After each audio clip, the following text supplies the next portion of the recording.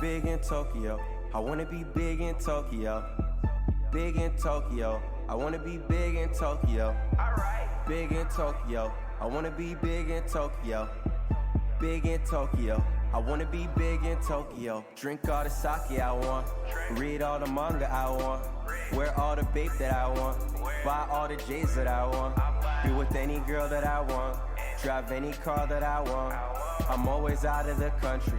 I'm sorry if I ain't home. If the money ain't calling, I never answer my phone. You can see the flow in my chakra. All we smoke is homegrown. You know the boy love ramen. Probably sipping on miso. I know a spot that has shield. I got a spot that has deals. Wait till I get a kimono. I'ma swag it out in my dojo. Some girls are asking for a photo. I guess this happens in Kyoto. When you young and poppin' in Kyoto. I ball with all of my nakamas. I dance with all of my nakamas. I drink with all of my nakamas, yeah. I only listen to Cole. I touch down with peace. Hiro isekai, shinara irekai. You are my enemy, you are no friend of me. You covered in jealousy, we only drink Hennessy. Big in Tokyo, I wanna be big in Tokyo. Big in Tokyo, I wanna be big in Tokyo. Big in Tokyo, I wanna be big in Tokyo. Big in Tokyo, I wanna be big in Tokyo. When I got money, you know it. When you got money, you blow it. How much you caught me a rollie? I'm living like Zach and Cody. Sweet like from young in the OG. From young, we learned to maneuver. I pick up and skirt in a Uber. I grew up with killers and shooters. No tell, but I think I'm cooler. I used to sleep with a deuce. I'm the moon god, got the juice. You switching sides like the man Bruce. Tight circle, cut the loose ends. Know I can go on vacation. You cannot escape from the matrix. I wrote all this shit in the basement. Art is my new occupation. Let's meet up at Kennedy Station. I've been at studio all day. I'd rather just make it the hard way. Sitting back while I'm looking up. Remember backyards cooking up. I just wanna be big. I wanna be big. Big in Tokyo. I wanna be big in Tokyo. Big in Tokyo. I wanna be big in Tokyo. Big in Tokyo. I wanna be big in Tokyo. Big in Tokyo. I wanna be big in Tokyo. Drink all the sake I want. Read all the manga I want. Wear all the bape that I want. Buy all the J's that I want. Be with any girl that I want. Drive any car that I want. Drive any car that I want.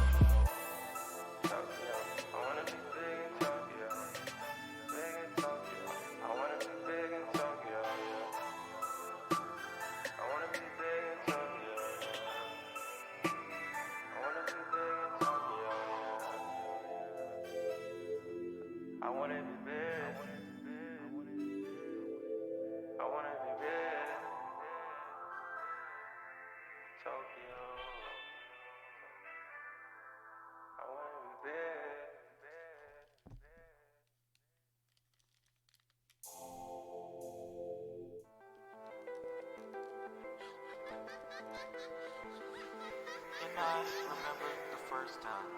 And I remember the first time. First time. First time. First time. First time. And I remember the first time. And I remember the first time. And we only meet once in a while anyway. Well, I would It's gonna be lonely not being able to see you anymore. It's been great hanging out with you.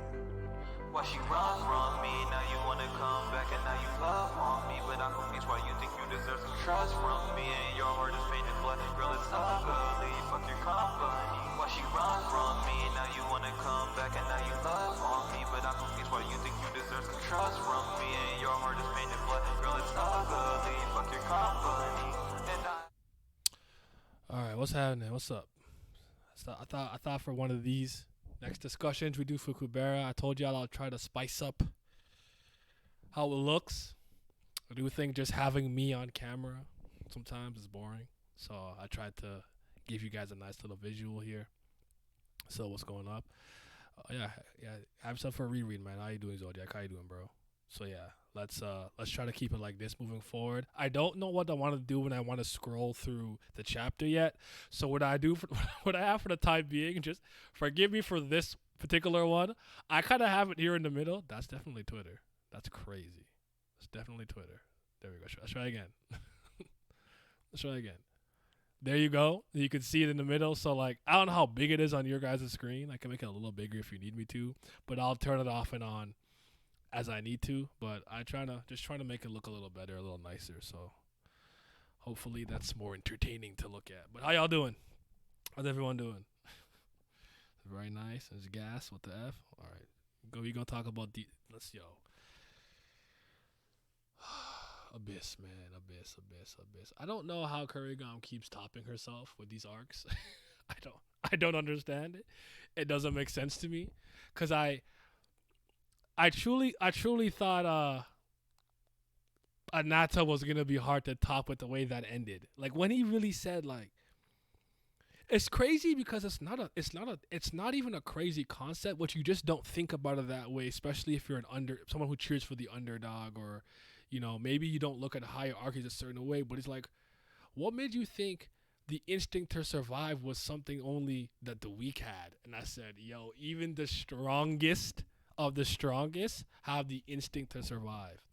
So it was just an amazing, like, how you gonna top this? And then she's like, you must not know about me. And I'm like, I apologize for doubting. I know better, Kurigam. So, but yeah, you're good. Hope you're doing well, BRB. All right, but yeah, so let's talk about Abyss a little bit, cause 17, then we'll hop into 18. But man, absolute masterclass. So let me put my little thingamajig on screen here. So we got it here.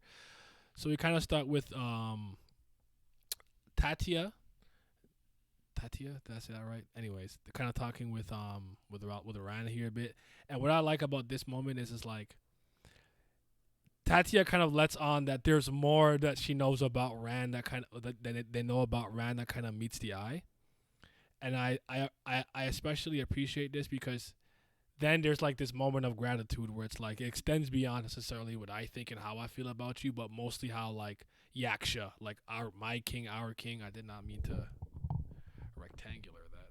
Hold on. How they saw you and how you kind of brought back like joy and happiness and Yaksha's life, in the sense that I think there's a line here that says he started to kind of change for the better in a different way. I'm gonna have to read it one more time, but I just thought it was a good moment because Yaksha, in my opinion, has a similar role to Saha. I don't know if you guys see it the way that I see it. I could be wrong, but anyways, Yaksha's name's attachment to life until his very end. We talking about young life ago. What he said earlier, wasn't there through us? He said that you were the existence who gave him something to look forward to and enjoy in this life without any drive or motivation. The reason that I say that Yaksha and Saha have a similar role to me is I believe that they're two characters who hold a position of great importance, like just like being like the magic priest and being the first king of a clan. I think those are two titles that are a big deal. So there's overlap there. Secondly, I think in terms of how we've seen them, they were a brief flicker in the wind, so to speak. Like, it's possible through backstories and retroactive exploration of the past, we get to see a lot more of Saha and Yaksha. I'm not throwing it off the table, especially since we know the like conjunct backstories and bilateral like flashbacks. Kurigam likes to explore her history by having the present day characters be in the past. So I wouldn't put it past us getting more stuff on Saha and Yaksha in that sense. But they were like a flickering flame in the wind that I would say like they were there for a little bit, an arc so to speak, but their impact was monumental. Like I think Saha's kind of, what's the word I'm looking for? I don't know. I don't know what I'm looking for, but like, yo, Yasha is out here doing some crazy stuff. That's like not okay. And we need to throw her behind bars and put her through like the legal process. And just like he came, he was strong, Surya, the light, and then the way that he went out was so tragic. His ties to Lorraine, the way Lorraine saw Asha, and how it all interconnects. You're like, he was here briefly, but his impact on the series is everlasting. It goes beyond his arc to this day, where I'm like, I will never downplay how important Saha was for the time being. Wanted to see Yaksha with Hinata more. Don't knock the possibility. It could still happen. But Yaksha is also a being like this. We know a lot, maybe a lot more about Yaksha through the clans being the different kings, and maybe a little bit through Ran and some other stuff. But Yaksha too appeared for a brief moment, and I would argue was one of the only Soras we saw from top to bottom that just seemed like a genuine good being. I use the word being purposefully here because I'm not always entirely sure what to call them because they could just change genders, and sometimes when they're a different gender, they have an access or they see a lot for transcendental and whatnot. So though we only see Yaksha as a dude, I just use being as an all encompassing term. But Yaksha wasn't there that long. Ran got the heart.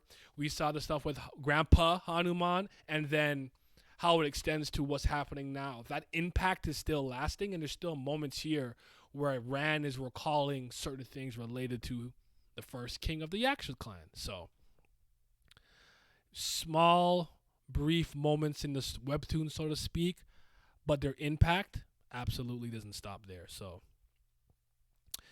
Kalavinka here wakes up, and talks about it was a good thing to trust Ran with like what was going on. And Ran obviously went through a lot of things that I guess Kalavinka can't remember because of her belligerence. So maybe the belligerence of like, not having your full sanity. She doesn't remember everything that happened, but she just understood that he was at the very least able to get the collar back on her. I think that's important and significant. A little comedic moment here that I like. Because like he basically said what I just said about carefree, not knowing anything. Like, do you know what I just went through? Like, yo, don't leave that shit to me again. I'm not dealing with that again, right? And after the ashes of the beginning, the blessing, sometimes calamity, otherwise known as vigor. I don't know what theories you guys have in your head of what exactly this collective of like inner power or this collective of like beings or the concept, if you will, us in Ran speaking to him. I don't know what theories you guys have, but if you have any, I'd love to hear it. But I really like this moment here. Just leave it to you. You can use the same. You can keep the usage of your lifespan at a minimum. We will help you with the rest. Trust us, you have to protect your family in the real universe. The gods don't care about your family like you do, who will protect them. In that terrible future, oh, it's not even on screen, my bad. That terrible future you saw, where you kind of see right here, like, do you want it to become a reality? Why are you struggling with this? Don't pretend that you don't know this. They can only believe in you. You believe us. And then like, it started to get to him, like, he's, like, lashing out, like, shut up. And I think Kella Vinker's like, okay, goddamn, my bad. Like, I don't know what you went through, but all right, I'll let it go. But it's like, he's not talking to you. He's talking to himself, so to speak, in his inner world. What's up, Miles? Oh my God, some backup. What's up? But yeah, it's really I good. got some beef with you, bro. What did I do? Talking about no one reads it weekly. I got no one here. All right. No, you know what? That's fair. My bad.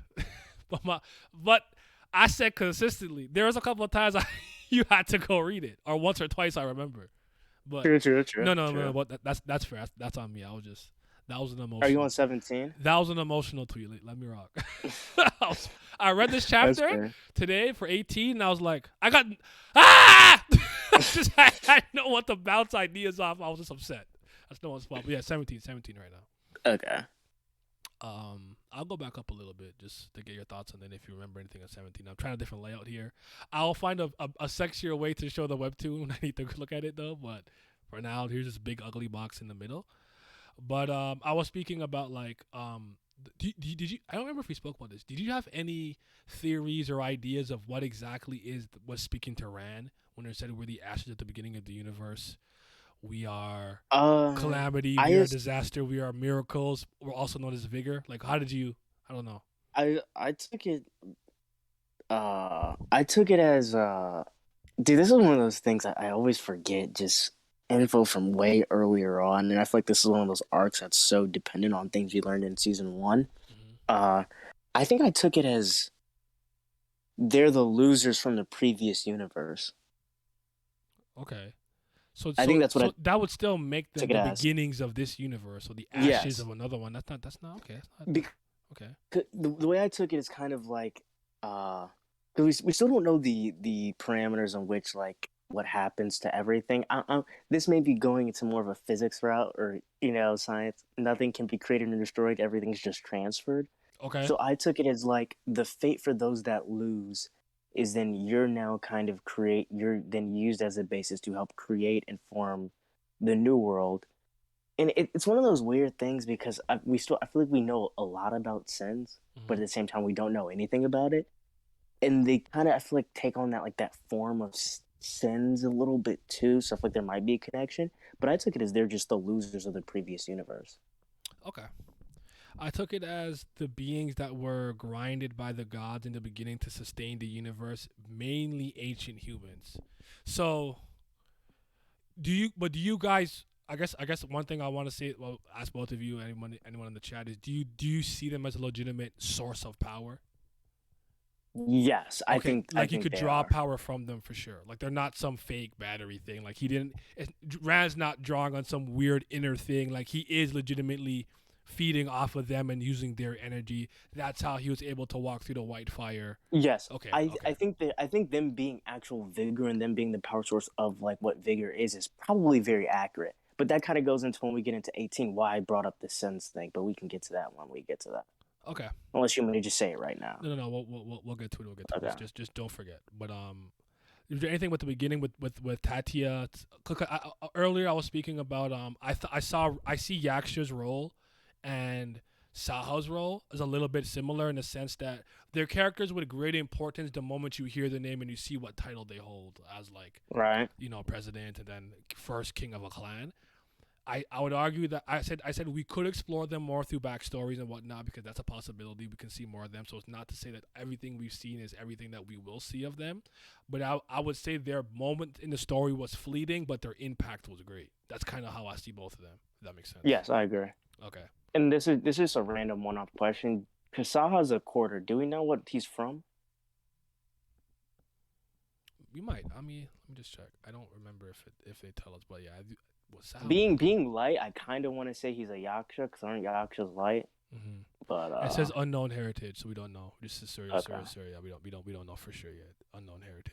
I think, you saying that though, I think it's probably significant in some degree. It might not be the most major revelation that's gonna change everything, but it might be important. No one Curry gone. I could So, genuinely see him being like Yaksha's grandson, honestly. like straight up, eh? I like that though. Yeah. I like that.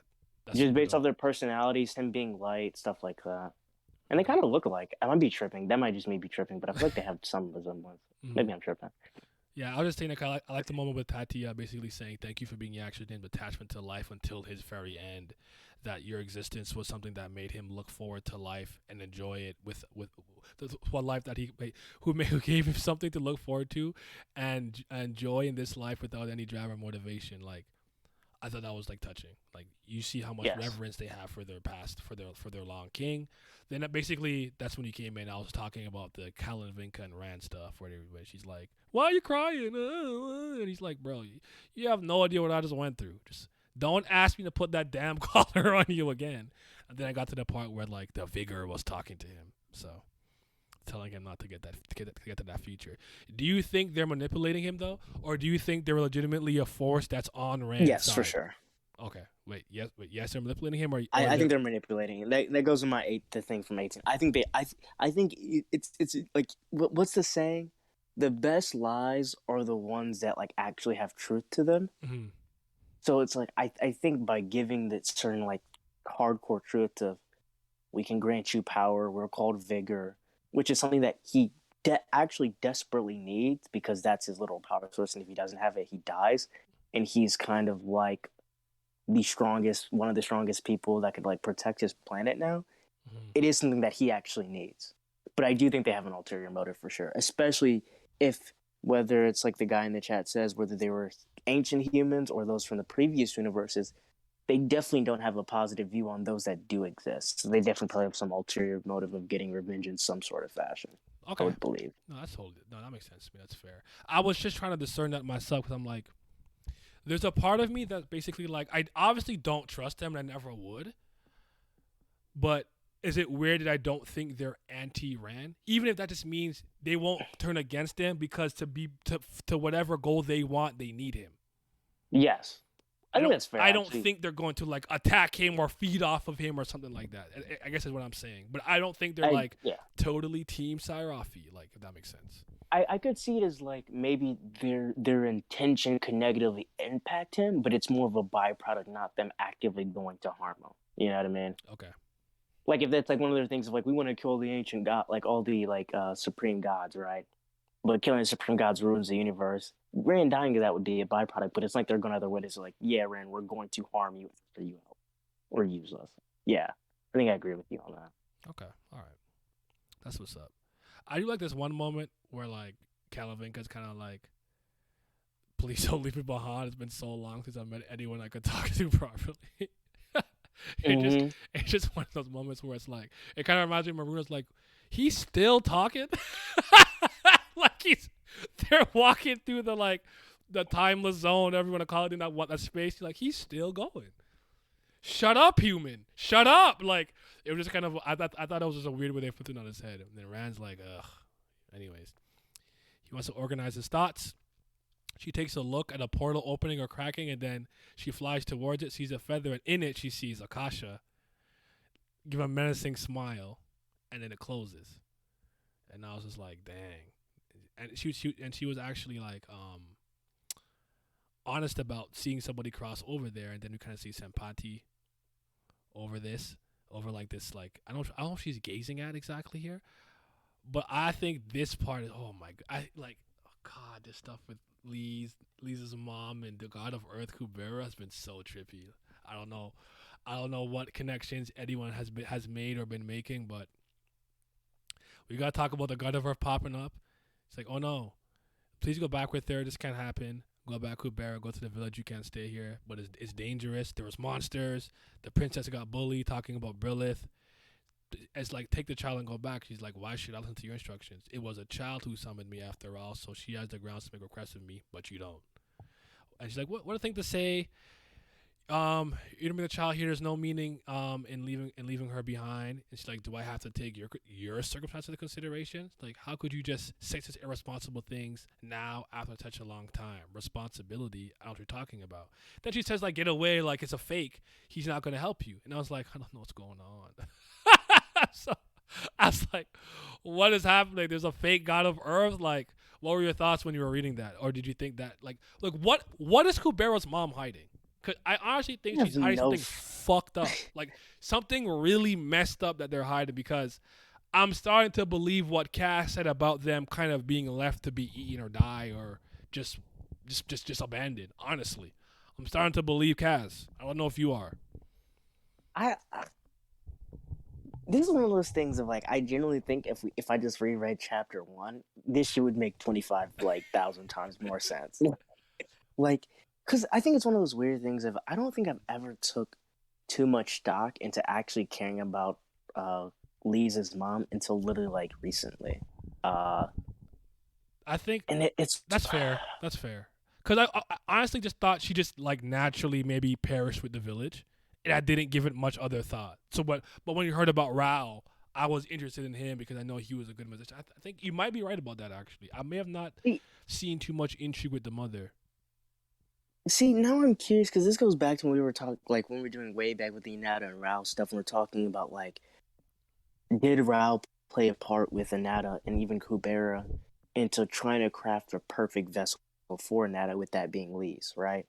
And I'm curious if maybe Rao was against it, and actually Lisa's mother was the one that took on like the parent role to accept their kid like taking on a bad life. Because based off the way she's interacting with Lisa and kind of like this weird like, oh, you don't remember, like you're not taking on the roles that you're supposed to, like you're being really irresponsible now. And then when Kubera isn't doing what she says, she's like, oh, you're fake, get away from him, because she's like not gonna get what she needs out of the situation. I feel like I was kind of a little aware of maybe Rao maybe doing something for Lisa, but now I think it's actually her. I think she's the one that's probably played the part of like why Lisa's shit's so fucked right now. Because she's the one that gave Lisa her name, Kubera, right? It wasn't Rao. I don't think it was Rao. I don't remember though, but I remember. I don't know. It's just I think I'm with you. Like this, maybe I just need to just read like the first 30 chapters. Maybe this will help a lot. I might just do that tomorrow. All things Yeah, considered, but because I someone can't had a remember who said it, but I think someone did say she's the one that gave the name to Lee's. Like she is the one who conferred that and got like the permission or whatever. I could be wrong though. I'm probably wrong. That's how I always feel when I have an idea. I'm like, I have an idea, but it's probably bad. Someone on Reddit had a good theory that Anna met a time traveling god Kubera and was warned about not trusting his past version. That's not impossible. But isn't the future one the bad one? The past one's the one that used to actually be pretty chill, right? Wait. Now I gotta unpack that. Go back. See that again. Because the future of Kubera is the one that you have to be more wary of because he seems to be the one that's more willing to do whatever is necessary to make sure everything's right. Because that's when they met Anata. The OG one, like, I think he was. You said Rao was one who named her, so my bad. It was Rao. Oh, it was Rao? Oh, okay. Not wrong. That's okay. Well, I was wrong. Yeah, I'll be wrong. The future one is the one that traveled back and saved Lee from Sagara, though. Okay. That is true, yes. Yeah, but also, it could just be two different brothers she's meeting. So maybe that's what it is. Go ahead. I was going to say, I don't think him saving it is him synonymous being good now.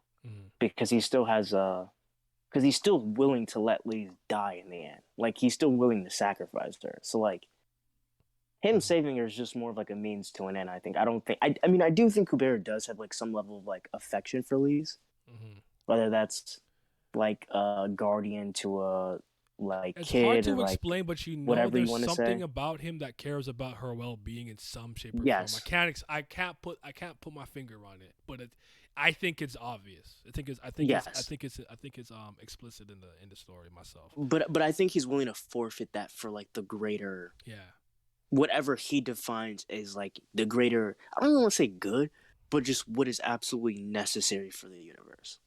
Because I think he would sacrifice that. Because they operate on ethical and moral code that's different from other people than the gods. Where it's like a lot, even like Vayu has. I think it was Vayu, one of his betrothed.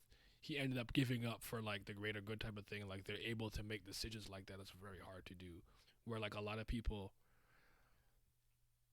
like I would argue if it was me and someone said you have to choose between like the world and like your loved ones, I don't know if I'd ever pick the world above them because I wouldn't want to live in a world knowing that I sacrificed them for everyone else to live. Especially if no one knows and no one's grateful about it, I'll be fucking bitter. So, if we all go, we go together. Mutual assured destruction. Everyone coming with me. The world could use a little bit of purging, and nothing wrong with a little bit of. I'm not a good person though. Yeah. I feel like what would be the philosophical term for that? Like they're like eternalists, if you will. They're not about living good lives. They're all about just keeping things prolonging the universe as long as they can, or well, not humanly, godly can, I guess. But yeah, around the last chapter of Anata arc said to him to save his daughter before she was born. Y'all don't remember that? And he said, "Go save Kubera, Lee." So maybe that's the reason why he named her that. That's interesting. I didn't necessarily forget that, but I think what I'm gonna have to do too when I do a reread myself is I'm probably gonna have to construct a chronological timeline of events and fill it in as things are happening, just so I have a stream. I used to do this for stuff like Kingdom Hearts stuff back in the day. Just have a streamlined timeline. I did with Monogatari as well. Just and what else? I'm forgetting something. Karen no Kyokai, the Garden of Sinners. There's a couple of series where I thought some events would be jumbled, so I had to create my own chronological timeline. Even if I was watching in release order, I'd jump around. But it lets me. I think I'm gonna do that with this series. I think the series needs one of those. Wait. No, I'm sorry. Am I misunderstanding what Vikna is saying? Wait, he's saying Anata. I'm sorry, he's saying in the Anata arc, Rao told Ran to go back in time. Not go back in time, but when he goes through his time shenanigans to save Lee's. But Rao already at that time said Kubera's name. If that was the case, then why would that give him reason to name her Kubera if he already had that name planned? Am I misunderstanding what you're saying? I'm confused. Oh, I mean, Like if they're in the chat, they can clarify. Obviously, I can't speak for them, but Yeah. he didn't say anything about her having a happy life. It'd be funny though, but both Lee's and Maruna's names would be paradoxes. Then exactly, there's probably other reasons, but that's one. Rand told Rao before she was Oh, born. Rand told Rao. That's Okay. because Oh, he had a okay. daughter. Okay, no, it makes sense. I think Yeah. at that point he was talking about a girl that he liked. So I mean, it hadn't even progressed to that I guess full relationship. I think I remember him kind of bragging about Anna a little bit like that. So. Okay, I misunderstood what he was saying. Okay, that makes sense. Gotcha. So I guess he knows that's her name because of Rand. So Rand named her. Yes. Okay. All right. Sorry. I have to. Sometimes I have to work that back. I have to work that backwards. Go ahead. But again, this is always a weird thing about time travel. It's like what is the inception of the loops? I mean, I guess it doesn't matter because we're already in the loop. So even you wonder how the loop begins. It's in a sense like how does the first instance of this happen for it to become the cycle that it becomes? It depends on how. Again, I don't have like a all-encompassing answer. I just could tell you based on how some other authors have done it, if I remember it correctly. But yeah, that's always a hard thing to kind of wrap your mind around, the paradox of time. Yeah, because I was gonna say if Rand was the one that named her, then how would the initial start of that happen? Because her name would have to not come from Rand. But I guess with the loop already starting, it doesn't matter because we're only focusing in the middle of the loop where it does matter. I guess. So I guess it's one of those unnecessary worries. I guess. I don't know, man. Time should be pissed me off. Where something it didn't start that way, but it became that way. Like something got messed up in the timeline, and the way that something happened was they had to insert a new event that basically would supplement the original event. So I don't know if it's something like that. But what story did that? It's a comic book. It's not coming to me. Oh, Jesus Christ. Anyways, but that stuff be difficult. But honestly. When Anna says, how can you go and say such irresponsible things now after a long time? It's like I was talking about. I think that is probably confirmation that the God of Earth that she knew or spoke to at some point is not the same one, at least a different time period. So, yeah. Mm-hmm. Anything in the blog post want to talk about? The reason for Tatia's difference is a high between the flashback with Hanuman and the flashback with Yaksha is because the scene with Yaksha is at a later time. Some people are guessing that Tatia is a Nastica because of this, lol. It's because of the passage of time, Tatia is a Rakshasa. Childlike innocence, or someone who specifically wondered how Kalavinka would address Rana if they met. She would call her by her name like Rana and be friendly or stiff. First off, it doesn't seem like Kalavinka would ever address Rana directly. She just speak human. I am this, alright. Anyways, okay. Was there anything about 17 you want to say specifically? No, I think it was just funny because I think this was like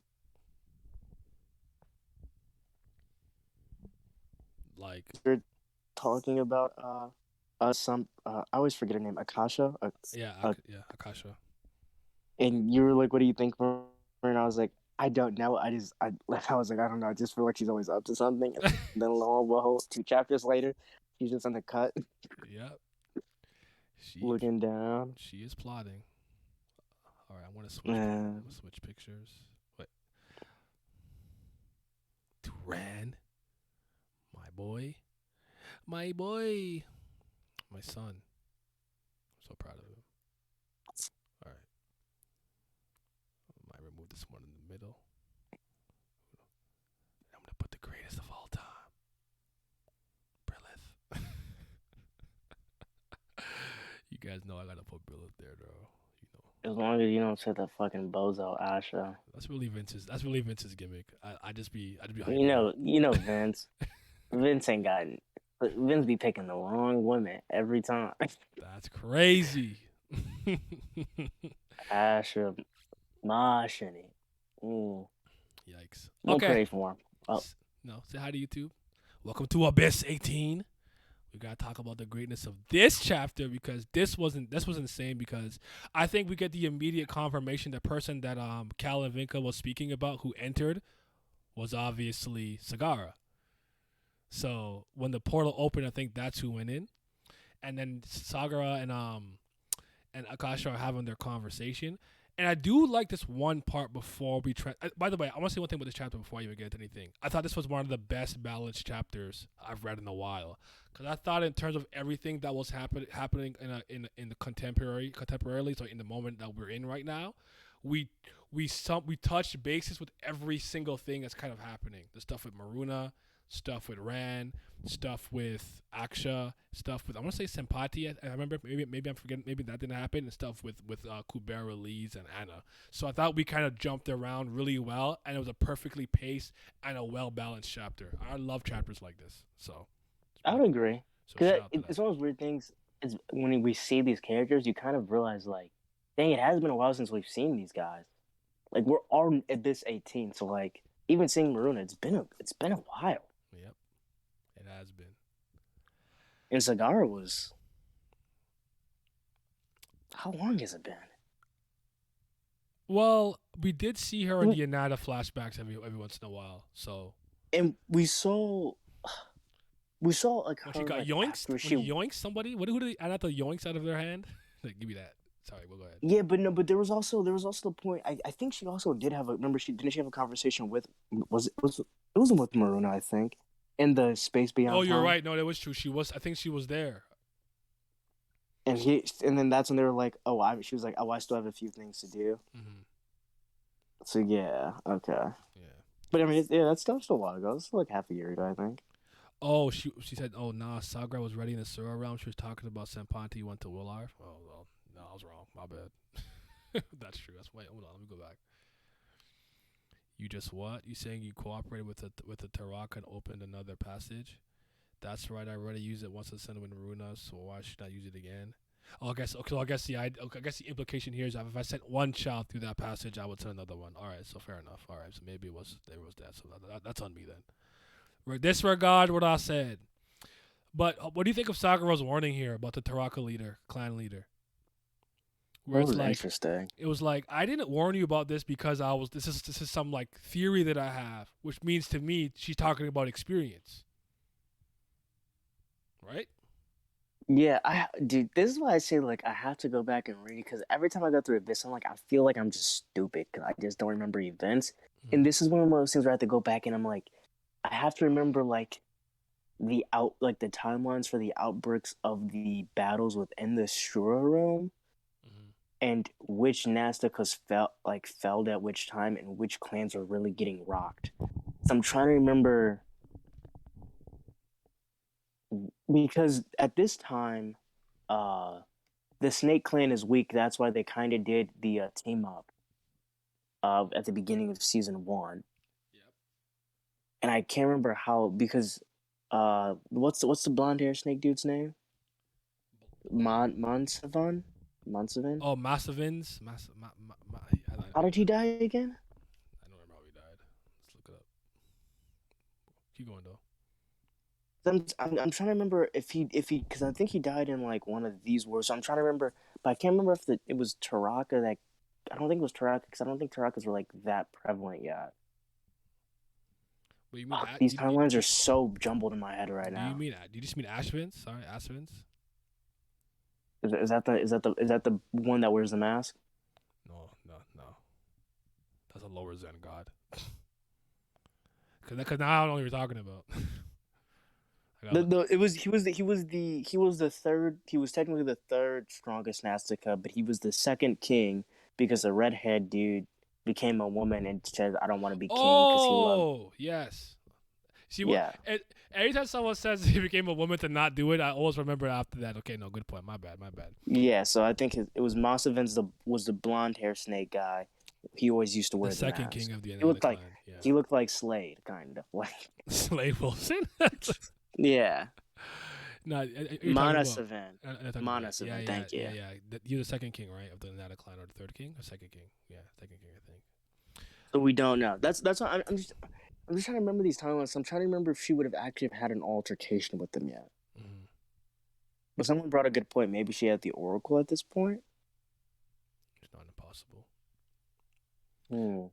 But I just thought that, like, open the path towards Tracker right now, the human realm. What? It's like, yeah, it's like she said she would go to the human realm and help my daughters personally. It's like, you believe that? I already opened it once. Why not? Let's let the snakes in. Why not trust Taraka? In fact, Taraka could be more reliable than you snakes. Although our hostility with you is long running, that is not the case for Taraka clan. Garuda and Taraka had a child, talking about Utah. And he's like, yo, that very child ate your daughter. And he's like, is that anything special? And talked about like, how many of my kids have you eaten? And can you say that you never eaten one of my kids? I said, fuck me, that's crazy. I Because love the portrayal of Nasticus, bro. They yeah, really do. They're such a good representation of like a different, like powerful species. It's like, yeah, we have kids. We be eating each other's kids. We be living. Like, yeah. it is It's what it is. if there's one thing that I always thought that Kubera did really well, it's just to kind of show the difference between how the races and different beings operate and go about things in like their daily lives and whatnot. Like it's just always just such a good and stark contrast. Like I always like it because I'm like humans, ancient humans, primordial gods, Sura, so to speak, right? Then even with all of those, there's little hierarchies, and even we start adding quarters and halves. And I'm like, such a good job differentiating all those things. But yeah, you will regret it, Akasha. My warning about cooperating with Tawaka right now was not solely based on a guess, which means I thought it was based off experience, or maybe so. That's kind of how I saw it. So, anyways, let's keep going. Yeah, I really like that too. No, man, Korrigan's not real, bro. So let's go to Senpati area here. Talking about the magicians being able to take out the Surs and whatnot. North of the Temple of Destruction, eliminate all places that can be inhabited by humans. And Jibril says something very interesting here, where she tells the kids to hide somewhere, essentially where humans would not be able to survive, so to speak, and you'll be safe there. She's staggering, so obviously, maybe the vigor, a lot of the magic she used and stuff that she's doing is getting to her. And she's like, I literally just have to survive this night. If I can survive this night, when I die, I can earn 10 years for this land.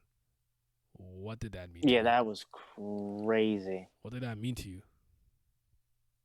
That see, I don't know because it's weird when you're saying survive versus like taking out a threat. If she was like, there's something specific coming here that if I kill, we're good. That makes sense. But when it's like, if I can just survive, I don't know. That makes it so much more great. I that could really be anything. Because is it one of those things of like, like when like you have like Would have Terror have but fallen if she didn't survive this night? Is something that I'm thinking. yes, I think so. And then with 10 years, it's at least, somehow, some way, Brilith will inherit my role or something, and I know if I survive in 10 years. Like, I wasn't sure how to do it. But I also started thinking the concept. I think you said, I think the word you used earlier was, what did you use it? What word would you use for the gods and their philosophy on, like, keeping the Oh, like universe going? eternalism. Eternalism. Yeah. I started thinking about that a little bit, too, because I'm like, are you just trying to prolong stuff without thinking about how good the years are? Because if someone said you can live 1,000 years in general, or 100 good, meaningful years, I'd probably choose the 100, honestly. Yeah. I don't want to suffer Without a for doubt. 900 years, So, just interesting to think about. Was she told about two different futures? Maybe that's kind of something that I'm also thinking. That's what I'm thinking. If she doesn't make it through this night, something about the land, or maybe her family. I say her family. She packed up the dad. I think he died, right? He's dead, isn't he? Yeah, she did. She packed. Okay, She packed yeah. that. I guess Brilith. What's his name again? Tabitha? What's his name Yeah, again? it was something with a T. Talboy. Tamba. Tamba. Yeah, I don't remember his name, but yeah. It was just so crazy to see him. But that's what I think. I'm with Zodiac on that. Like the way like when like when you see these stories and like how they have like the possible futures things, where it's like when characters can only die in a specific way. So it's like if there's two futures, it's like if you don't kill me on this specific day, you just can't kill me. Type thing. Where it's like there might be like maybe like if you view all the futures, there's only like very specific points at which he could potentially die, or if there's only two in which he could die. Where she's like, if I survive this, I will for sure survive for 10 years without a doubt.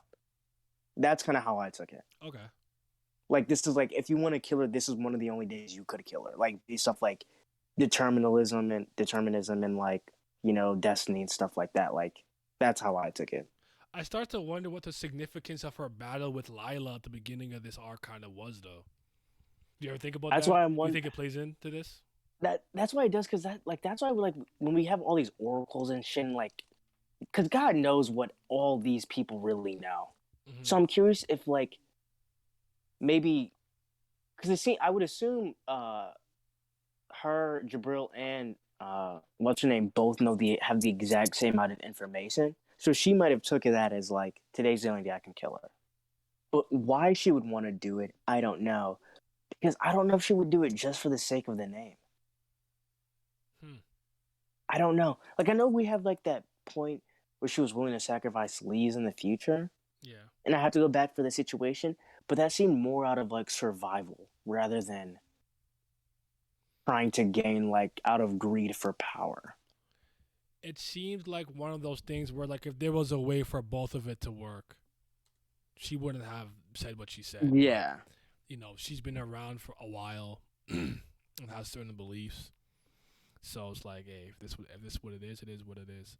So unless what's her name just wants the world to burn because she's maybe because this is already after Chandra did her shit with her master, so she might be thinking like if Wularv goes, like the gods can't like toy with us any longer, maybe that type thing. Mhm. But I don't know if she's that Also, like nihilistic. but also, I guess we have to remember too that Lila is a silent magician.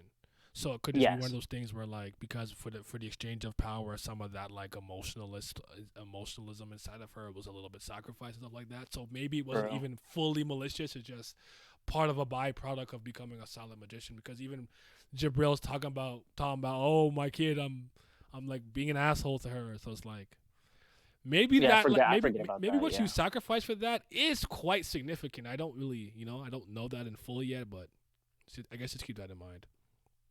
True. And she You're is right. and she is a quarter too. I don't know if that really affects your human emotions though, but just something to think about. But okay, I was just wondering if, but okay, so we All have these this, fucking quarters. right. I would like to be a quarter. A quarter would I be good would with too. me. A quarter would be It's good with cool. me because It's a perfect balance. yeah, I don't want to be like necessarily a half because I don't know what trait I might get. I get some nasty ass ears or something. Like I'm not entirely sure exactly what I would get. So like I don't love it from top to bottom, but I definitely want the lifespan boost. So I'll take the quarter. You get extra vigor. Exactly. Like I'll take it. Like I think it's like the right amount, like just right. Like what's up, Yeah, Zodiac? you can be a fighter and a magician. You're straight. Yeah. So, but okay. So the ending part towards this chapter, and Zodiac, if you want to chime in, feel free to chime in if you want to talk, if you want to touch on anything. Of course. But the request has been fulfilled. I will go back to my original place. Wait, it's like don't follow him. While such a person was like, Mom, you gave me that book. I read that book, and I called the god name with the same name as me to find you. This panel scared the crap out of me. It's not on screen. I'm sorry. There you go. Look at the way her mom is looking at her. Your daughter does not possess the talent to summon. If that child were to summon something, that would be. And whatever it is shook her to her core. And now that if she shook, I'm shook. So I don't know what to do with that. I said, why are you looking at me like that, mother? Like, yo, that's a crazy look to give to your kid. Like, you looked at her like she was a monster for a second. Then she's talking about Kaz said, you won't come back. Kaz the bad kid. Shakubera, I'm sorry. I don't know, man. Emotional moment. It was powerful. It hit me. The impact was insane. But what the hell did she summon? If she did, yeah, go ahead. I was gonna say, I think there's two ways to look at like that phrase because the phrasing's very weirdly vague, but I think intentionally so. Maybe this is just a translation thing. Because it says, if you was to summon something, that would be. Are you saying that would be some sort of non-god? Is it a person? Mm-hmm. Or are you saying that would be a terrible situation that could cause something to bad happen? So that's why I was super confused. Yeah, because I'm like, is this a person we're talking about now? It's like the potential like of who the god is, or are we talking about a situation that's gonna come up that's gonna fuck up the planet? Those are the two. That's when I'm like, I don't know what the phrasing is really trying to get at. Mm-hmm. But then I believe said maybe she can only summon Anatta. You think that's possible? Well, I mean, she just summoned what's his name? So I mean, Hmm. No, I just want to say I'm like assuming she has the ability to. that's the Maybe only she. person. But I guess I think your perspective or the way you're looking at it is correct. Like how are you interpreting this? Like she cannot summon, and if she were to summon something, would be what, like a Taraka clan monstrosity? Would it be a Sura? Would it be a person, an item? Like I guess your interpretation matters here. But it says your daughter does not possess the talent to summon. Talent Yes. does talent to summon equate to impossible, or you just don't have a natural aptitude for it? I guess it depends on how you're looking at that. Like I'm What? a terrible. I, Like I do not have the talent to shoot 3 pointers, but I could hit one every once in a while. like the, I would say impossibility just because the Like way in which RNG your was magic works is so mathematical. So if they have numbers to like say true like you can calculation. use only 5 spells based off this amount of whatever you have, your aptitude, this is the amount of damage you have. I think you could unironically calculate just certain magical abilities. So if they could calculate her not having any ability to do it, then I would say impossibility. I think that's the interpretation I would take. what about you, Zodiac? What do you think?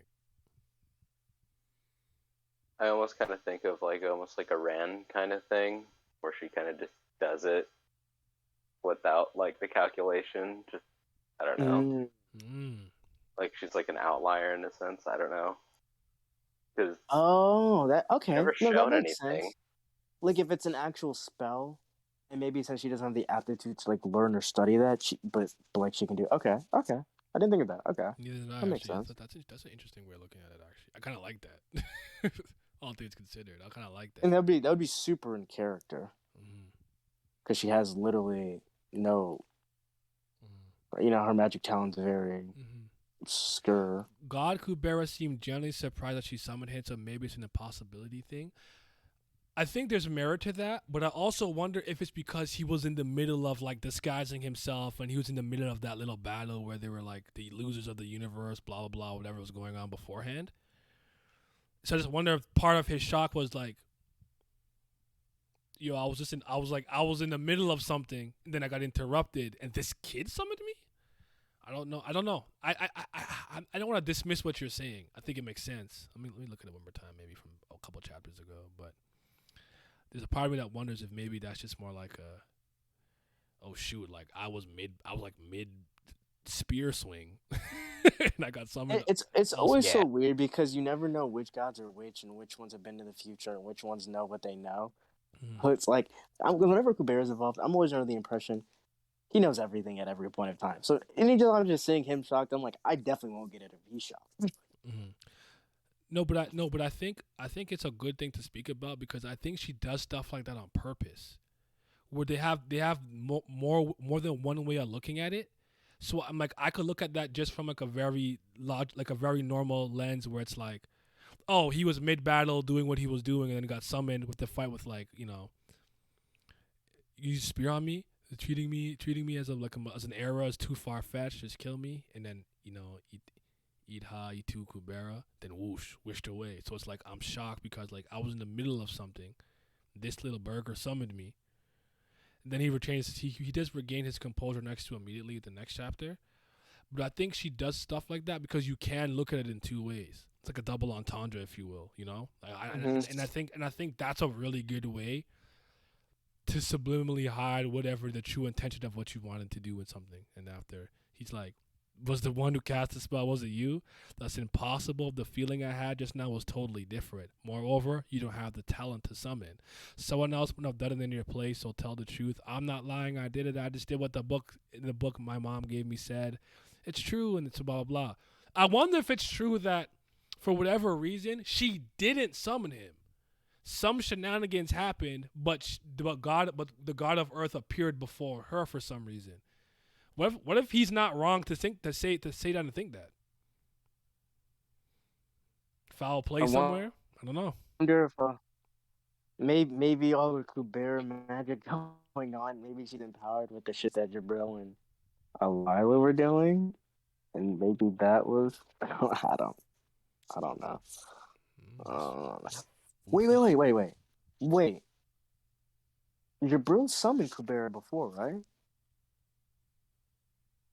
Oh, I think are you asking me if she's the one who yeah. summoned her that first time to fight? I think we thought we actually think you're right. We thought it was gonna be Agony, but it was Kubera, right?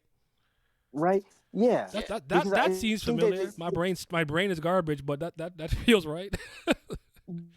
because I remember there being the thing of like, oh yeah, the even the people were talking because I can't remember even if like it was in the past that we physically didn't see of like, no, like Jabril did summon a god, but at that point it wasn't Agni, it was someone else, and I think we recently saw could have been Kubera. Kubera was the one that we saw because that's why he was even on the planet to begin with. No, but Right? good So point in she's the summoned. chat. She's Why did he doubt her there? Didn't he use insight? Was insight not working for some reason? That's a good point. Sorry, keep going. Keep going. Insight works on Kubera too, right? Yeah, because Agni From did what it I on her know, in but season one for what if sure. there's So something that special Insight about that definitely works. circumstance where he couldn't use it? That's why he asked. I don't know. Cause he said don't lie. Like I think if did you summon me? Like yes I did and I didn't. You just know. But he had to say like don't lie and What's then so Kubera's actually? she threw a temper Like he tantrum. can't talk. Well, what's a this is super crazy, and I promise you this makes no sense. What's if Kubera is already like I don't know tapping into or like a Nada at this point in a weird way. I don't think that's a I don't crazy know. thing to think, honestly, because of the way like it could be this weird subconscious thing that she tapped into because of her Yeah. fear or like of losing her mother. You know, like that I don't know. It's not. It would. I wouldn't put Because it past it. even look at the way she's looking at her. Because if that child were to summon something, that would be a Nada. Mm-hmm. It works like grammatically. She Like called Anata's the Anata, one that's and summoning Anata her. was like, "Hey, Kubera, Yeah. come here instead." Well, time So was I wonder stopped. if No one got to see what's or the know. Kubera's what's the Kubera's already kind of like the vessel right now, but like somehow Nat like it when Willy Wonka stuff happens and Nata it breaks and Nata goes back and they have to refine the vessel, but no one knows Nata was already in the vessel. I don't know. That does seem really convoluted. But the stuff Kubera like Lee's is doing right now doesn't make sense. Time, Lees. But yeah. Time wizard. But That came across my mind too. Yeah. I mean I already said I think Timely's already has a Nata's power because she was already physically like a physical monster and she like beat up she was like toying with stage 4 Yuta like it was easy. So like I don't know maybe not maybe Lisa's always had a Nata in her unironically. And while we're here, it makes me think of the very like prelude to season 3, where it kind of looks like what looks kind of like Asha, but like Anata combined. But then like Kubera's like eating someone or something to like get back up or some shit. I don't know. I'm trying to remember how it looked. It looked fucking weird, but it looked like they were fighting each other. Is that? I'm trying to think. Dang, I'm trying to remember. Oh, that's not. Because I'm trying to imagine how going from where we're at, how that's going to lead to that point. Because I'm like, what the fuck is that? I don't know because Because I do think it's we're like about to it's like connect to the beginning of the Asha story. has a sort of return. Yeah, Yes. it's hard. It's hard to say. I don't know because I thought about something. Wait, how does? Are you asking how Rao ties in? How does Rao tie in? I suppose. I think Rao helped create Lee's, I guess. That's how I see it. Or he was just a tool to do it. He's super powerful as a human. And he could already take in Anata's sins partially. I don't know how much of what Rao was doing that Anna was ever truly aware of. It seems like a lot at this point. Because that's exactly what I'm saying. Like with the way that, unless they were both hiding something from each other, even with their procreation of Kubera or creation of or Lee, sorry if you will, they were both hiding something from one another. But it seems to me that some knowledge to some degree had to be shared amongst them for her to have like a connection with a version of the god of Earth already or something. I got some Anna's. I don't know. The crazy part about it is there's just a lot more about this chapter to go through. At least two major things to go through. But I was just like, I don't know. But that was a really good moment. I just want to see how it's going to play out. But Anna, I feel like you're a bad mom. I don't know why. I'm looking at you with the squinty eyes. All right. Yeah, you know go what? ahead. I think Terrified. I might take the theory that Anat is actually already in Lee's. I think I might take she's already the vessel. I think that might be my new headcanon. Okay. I think that's why like all the shit See Cigar that. and them are doing is like worthless, because she's already containing Anata's power. With the name, You know and what? stuff, That's my new with the headcanon. name, having the name and everything too. It wouldn't be that crazy.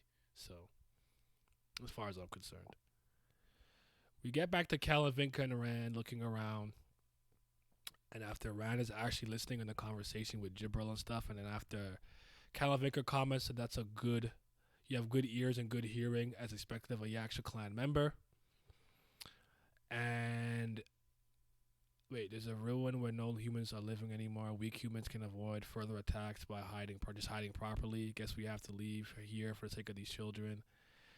And basically, like, are you gonna kill the enemies that you see? She's like, yeah, I don't quite understand. Do you not care about our clansmates? I think we have a little interesting moment here.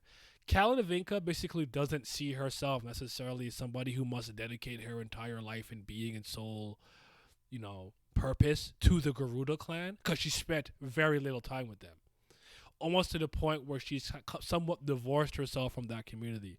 I don't think she doesn't care about their well-being or whatever, but I thought it was an interesting contrast to Maruna, where I think Maruna has a bit of a very hard dedication to his clan. Would you agree with that? Would you guys agree with that? Yeah, 1000%. Yeah. So I like that. yeah, so what about being against it compared to the time I spent with them, the time I spent with humans and gods was much longer. In fact, my identity as one who belongs with the Garuda clan has long since faded, yada yada. Then Ran thinks about the totality of time spent that he's actually has gone through with all of these time shenanigans, and he's like, I have spent longer with Suras than I have in human society. But he's like, no, I'm human, no matter how much time has passed. And with the way that Kalavinka's like, you're obviously a Sura. You're like, no, I'm human. I wonder if he's fighting to hold on to his identity as a human. Do you guys think that he's having or could have an identity crisis? That was happening I here? think so. Especially with like his Sura powers being like the necessary like driving force, like even have like say in this world anymore, because power might makes right, and like him, every situation that he's been put in literally is like, I have to transform, I have to use my power. His human side just isn't benefiting him in any way, and it's not helping him really connect with people because the people he cares about don't exist yet, or his kids don't exist, or Rand is gone. So yeah. What about you, Zodiac? I like that because that brings up a train of thought I had rereading episode 16. I don't know what you guys talked about on that, or if you guys did talk about that. I think I did that one on my own off camera. So, but yeah, go ahead. Yeah. Okay, because this is one of those things. I'm gonna preface this now that, like, as I talked about it, I don't know if like I'm thinking too much about the story and I like contradicted myself, so I kind of stopped my train of thought part way. But the idea is that equipping the pledge token to his heart kind of like helps him surefy more, because it's always referred to as Yaksha's heart, and it's kind of pointed out by people that his heart's different and not part of him as a human, and he's only a quarter. And the idea was that it kind of makes him more surefied due to the heart. I don't know, like, does that make sense? You're saying, I think you're you like, say I understand your big picture takeaway. Like, the pledge token somehow made him, I guess, in a ways more Sura than human, right? Yeah, that's Okay. basically where my mind's going. Yeah. Okay. Sorry, go ahead, Miles. What were you gonna say? No, that actually makes a lot of sense. I do think the Okay. pledge token did something significant to him. I'm not sure what it is yet. And Yes. and there was that moment where he comes back in the past. I think, was it against Brilith and stuff, where he looks like menacing. Like I'm still waiting for that like moment. But anyway, sorry, go ahead. Yeah. Brilliant looked at him like she looked at like some ancient beast, Mm-hmm. and it makes sense because the pledge tokens literally make people go up in stages, Yeah. but Nastikas don't have Yeah. stages, and because Rand's in a weird state if he's a quarter, but also a Nastica at the same time because of the heart. So, because Yeah. I feel like it wouldn't be one of those weird things of like with the pledge token makes them technically like a half making it, but it seems like maybe I don't know because it's such a weird uh thing of like difference of like quality of like bloodline Mm-hmm. that like I don't know if it's like Mm. it helped fuse the bloodline more in his body, so he's just a stronger fourth overall, or like what's happening. But I do agree with you both that like it definitely did something with it making him more sure overall, even just as a baseline. Yeah. I think the way Okay. that the world is gonna perceive him, he's coming across as more sure in nature than human. And I think he's trying to hold on to the identity of human. And I don't think there's anything wrong with that, but I don't know if that's particularly important Right. as long as he's Ran, you know? I think that's more important than him being human, is just him being Ran Sairafi, the person who cares about his family and his kids. But I do think it is important for him to have this because he's hated his fourth side for so long. No, this is a good moment for him, especially Yeah. knowing what happened with his mother and whatnot, right? And with his bro and everything that happened with her, right? So like this is a good. That's what I think it's a great character moment. But I'm just saying, my personal opinion is that at some point that shouldn't matter. That shouldn't matter to him that much. Oh yeah, no, That's I all. agree with that. Yeah, That's I agree. That's my personal opinion. We Kalavinka, she was with humans before she became a fourth stage, right? Or was it after? I don't know, but I know she spent a lot of time with Vishnu. Then after with Vishnu, she was mostly on her own. That's Because I what. was gonna bring up my question with her speaking about Maruna. Okay. About or not she didn't speak about Maruna, but this is her talking to Rand about like I spent more time with humans. I was gonna say I'm curious as if like because she was with humans before she reached the fourth stage that she's more loving of them. Because Maruna's like personality and values and nature was so set in stone because he was already fourth stage and had no interactions with humans Mm-hmm. that it took so long for him to come to terms with like actually liking them. So you think if you're at an earlier age in your Sura transformations and you engage with more races and stuff like that, by the time you get to a later stage, your opinion on them won't be so like set in stone. Yes. Okay, I think Yes. that makes sense. I like that because that would be the major difference between them, anyways, and which would play into their attitude. That's all we can go off of for the most part. So I don't think that's that's the most probable answer in my opinion. Because that makes sense with also Nasty because we're already I like think she was second stage, but second stage is still not like what's she right now, fifth or fourth? she's fourth. Okay, so maybe with third with 2, 3, and 4, she spent that more with like gods and humans or whatever the case may be, or Yeah. alone. Go ahead. Because it makes sense also with NASA because they're also like super like ancient like and super and that also explains like why they're so hard on your ways. Like the higher in stage of development, the more like in your like way of what you are, and it's like impossible to like change yourself. That's why like they say like NASA because they're literally the same after 25 million years, and like them changing how they view people or things, it just isn't gonna change. That's why people have given up on Ganahadra. Mm-hmm. But that's why I'm curious if the Rakshas are better than them because they can, but you just have to get them at an earlier age. It's an interesting thing to think about, honestly. It 'Cause kind of plays off would it be an idiom or whatever, the saying that like the older you get, the more stuck in your ways you are, especially if it's been Yeah. successful for you. So by the time, like they say, like the older you are, the more of yourself you're just gonna be. So like by the time you're like 60, there's like no changing you, you know. So Can't teach an old dog new tricks type thing. Yeah, because if you guys think Maruna was stage 5, like let's just say like for some weird reason, he reached stage 5 for some other reason, not interacting with humans. Do you think it would be too late for him to ever like humans at that point?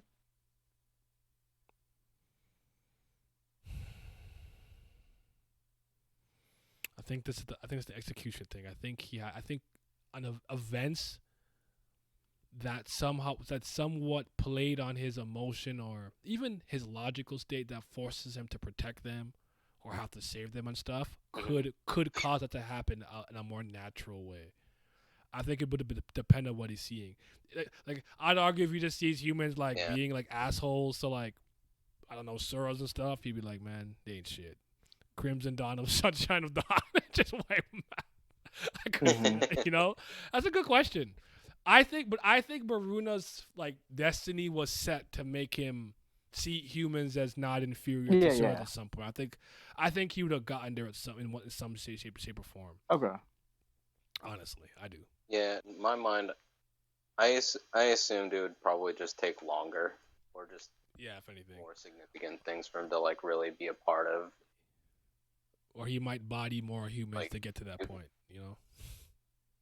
Yeah, he would have to put more, carry more sins. Yeah. But yeah, I like that moment though, that contrast where he's like, "Yo, I'm a human." Like, he's really trying to hold on to that. That was just so good. I just thought it was powerful. It moved me. So like, but I'm I don't mind human. not trying to hear that. No, playing. If you are human, then don't chicken out a time like this. I still fight even though I'm a Garuda myself. Isn't it difficult since last night? Seems you need our help, Ran. Difficult. So I wonder if you're still in pain or something. I don't know what's difficult exactly, but basically they're still talking to him. Just to be like, who could have stopped these superior Serra? What will happen if you don't stop them? And he's talking about like the history of what's going on. What are you doing this? It must because you want something. Are you right to talk to us now? There's nothing. It's nothing much. We just want our will to be with you when you use that power. By not throwing us away, you will gain a power and also protect the future. How about it? It's not a bad choice, is it? No, we show you our will, but we cannot force you. It will always be you make a decision, whether good or bad. It will be you bearing the consequences, though, around Sarafi. So, did you all want to go into what you were thinking about earlier, Miles? When it came to these vigor. Oh, yeah. So this goes back to why I even said I think they're. I mean, these could be ancient humans still, but I think they're the losers of the previous universe Mm-hmm. because based off the way in which I mean we still don't know how sins work. I feel like they would have racked up or been forced to take on sins, right? Okay. Maybe like the excess sins go to them, and because they seem if they're making up a fundamental force of the universe like vigor, as if this was fucking gravity or electromagnetic waves or something. You know how fantasies are. Uh, Mm-hmm. Sure. being they would also thus be kind of like the universe itself. So I can see them bearing the weight and sense of things just by virtue of existing. So I'm curious if by giving, if by Rand accepting their power and having like this sort of like metaphysical connection now, Rand would kind of unknowingly take on any potential sins that they were forced. By which they mean consequences. Yes. So that's why I wonder if this is their Mm. way of getting rid of their sins to then be able to do whatever they need to do, maybe revive, maybe exist as some other thing, come back into existence. Reincarnate or And something. they're I don't know. yeah, and they're letting Rand be their scapegoat by absorbing their sins.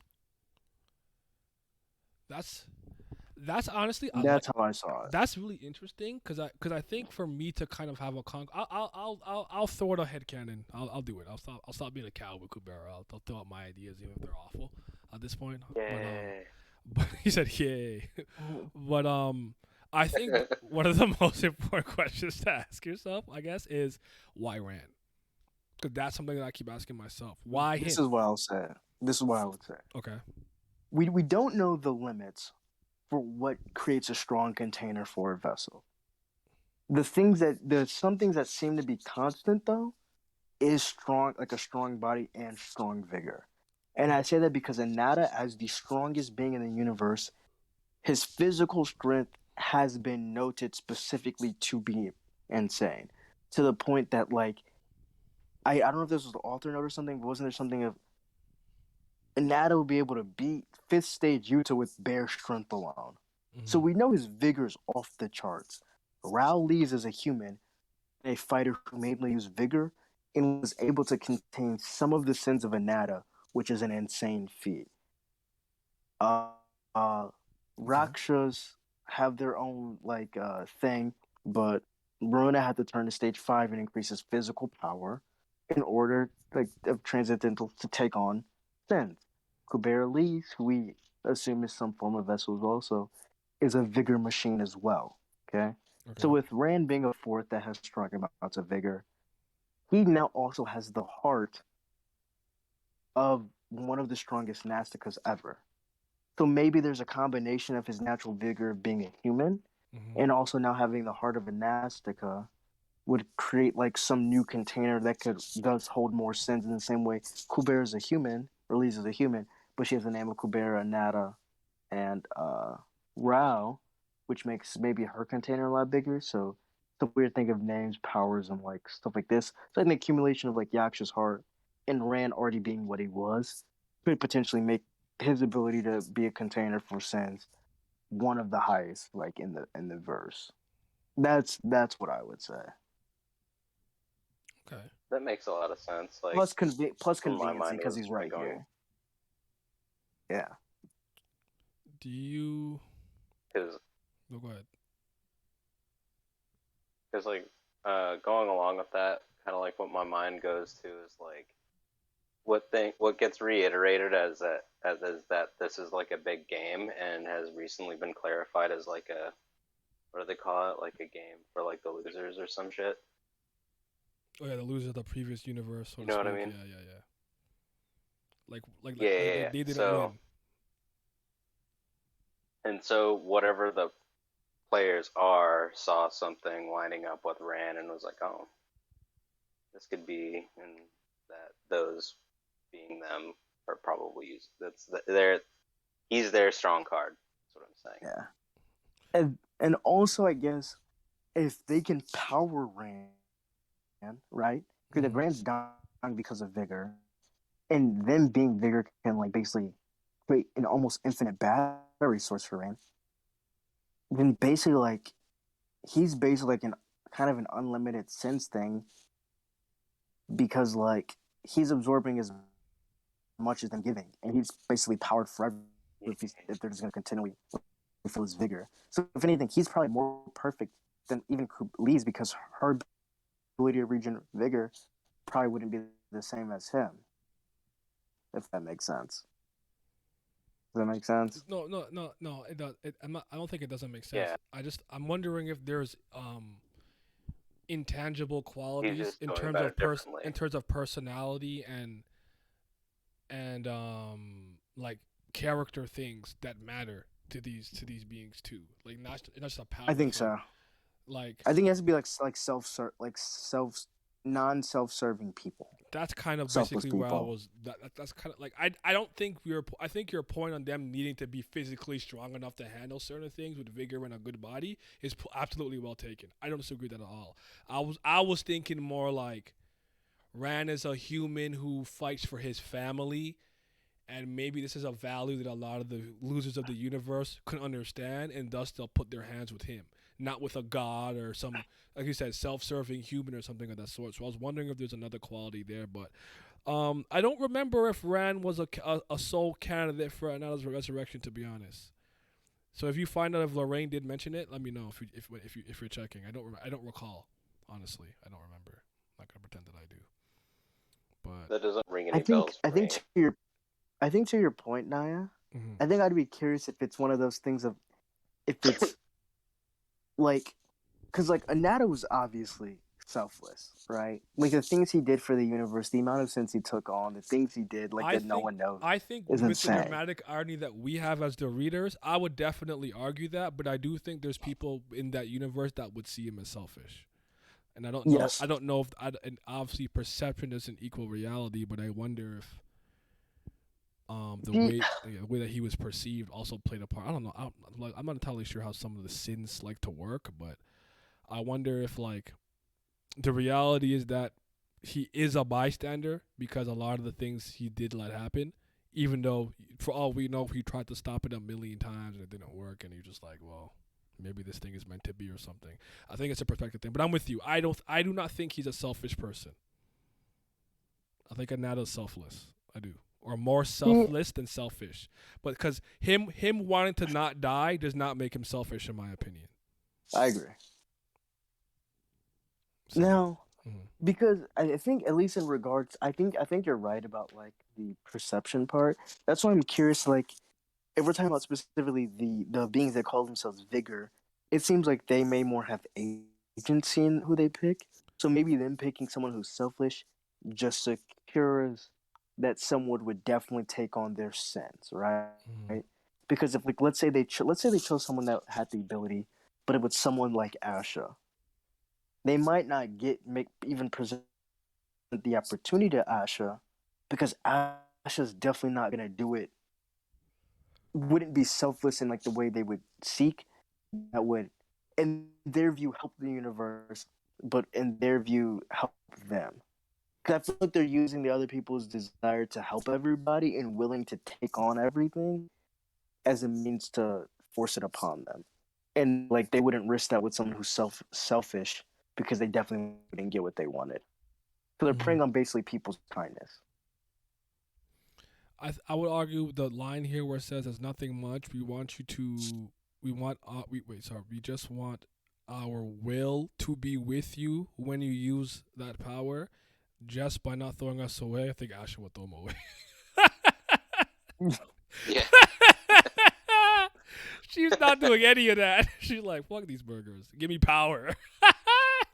that's Yeah. that's kind of that. I'm sorry. I don't. What she says is one Try thing, to but manipulate them that's for how I fun. see that. That's she's like, Yeah. I don't give a damn. I'm self-serving. So, but okay. Let's get to the last part of the chapter, and then we can just we can open the floor up to anything and all things. But I immediately see this paper and I know where I'm at. I said we're in that world. The night the priestess of Atera dies, the Rakshasas remaining on Willarf all die. You see my son, the best chicken I ever raised in the chicken coop, just sitting there. He said impossible. This is the true history. No, Calamik is about it. It can't be. This is wrong. Just watching this absurdity happen. I have to get out, and I need to get out there to fix this. He said he's gonna fix this. He's the hero that we need. Yo, shout out to my son. I love you. You're doing great. Keep going, baby. I thought this was a powerful end. Best chicken, best burb. I love him. Real Garuda Clan King right here. He's a real So I King guess Bruce. Yeah. from what it seems like, Bomb pick for a reason. maybe some potty might kill Jabril or something, It's possible. and I that's don't the know. issue. I And he don't needs know. to separate them. But shout out Maruna, bro. No, that's I don't know. But I love that but I love here he's not being calculating. He read that and he's taking action. He's learned. Look at him. How's he getting out of there though? Akasha? I don't know. How's he getting out of there? He basically learned the Red Dwarf test from Tower of God. Sometimes you just gotta move. She's gonna pick a door and go.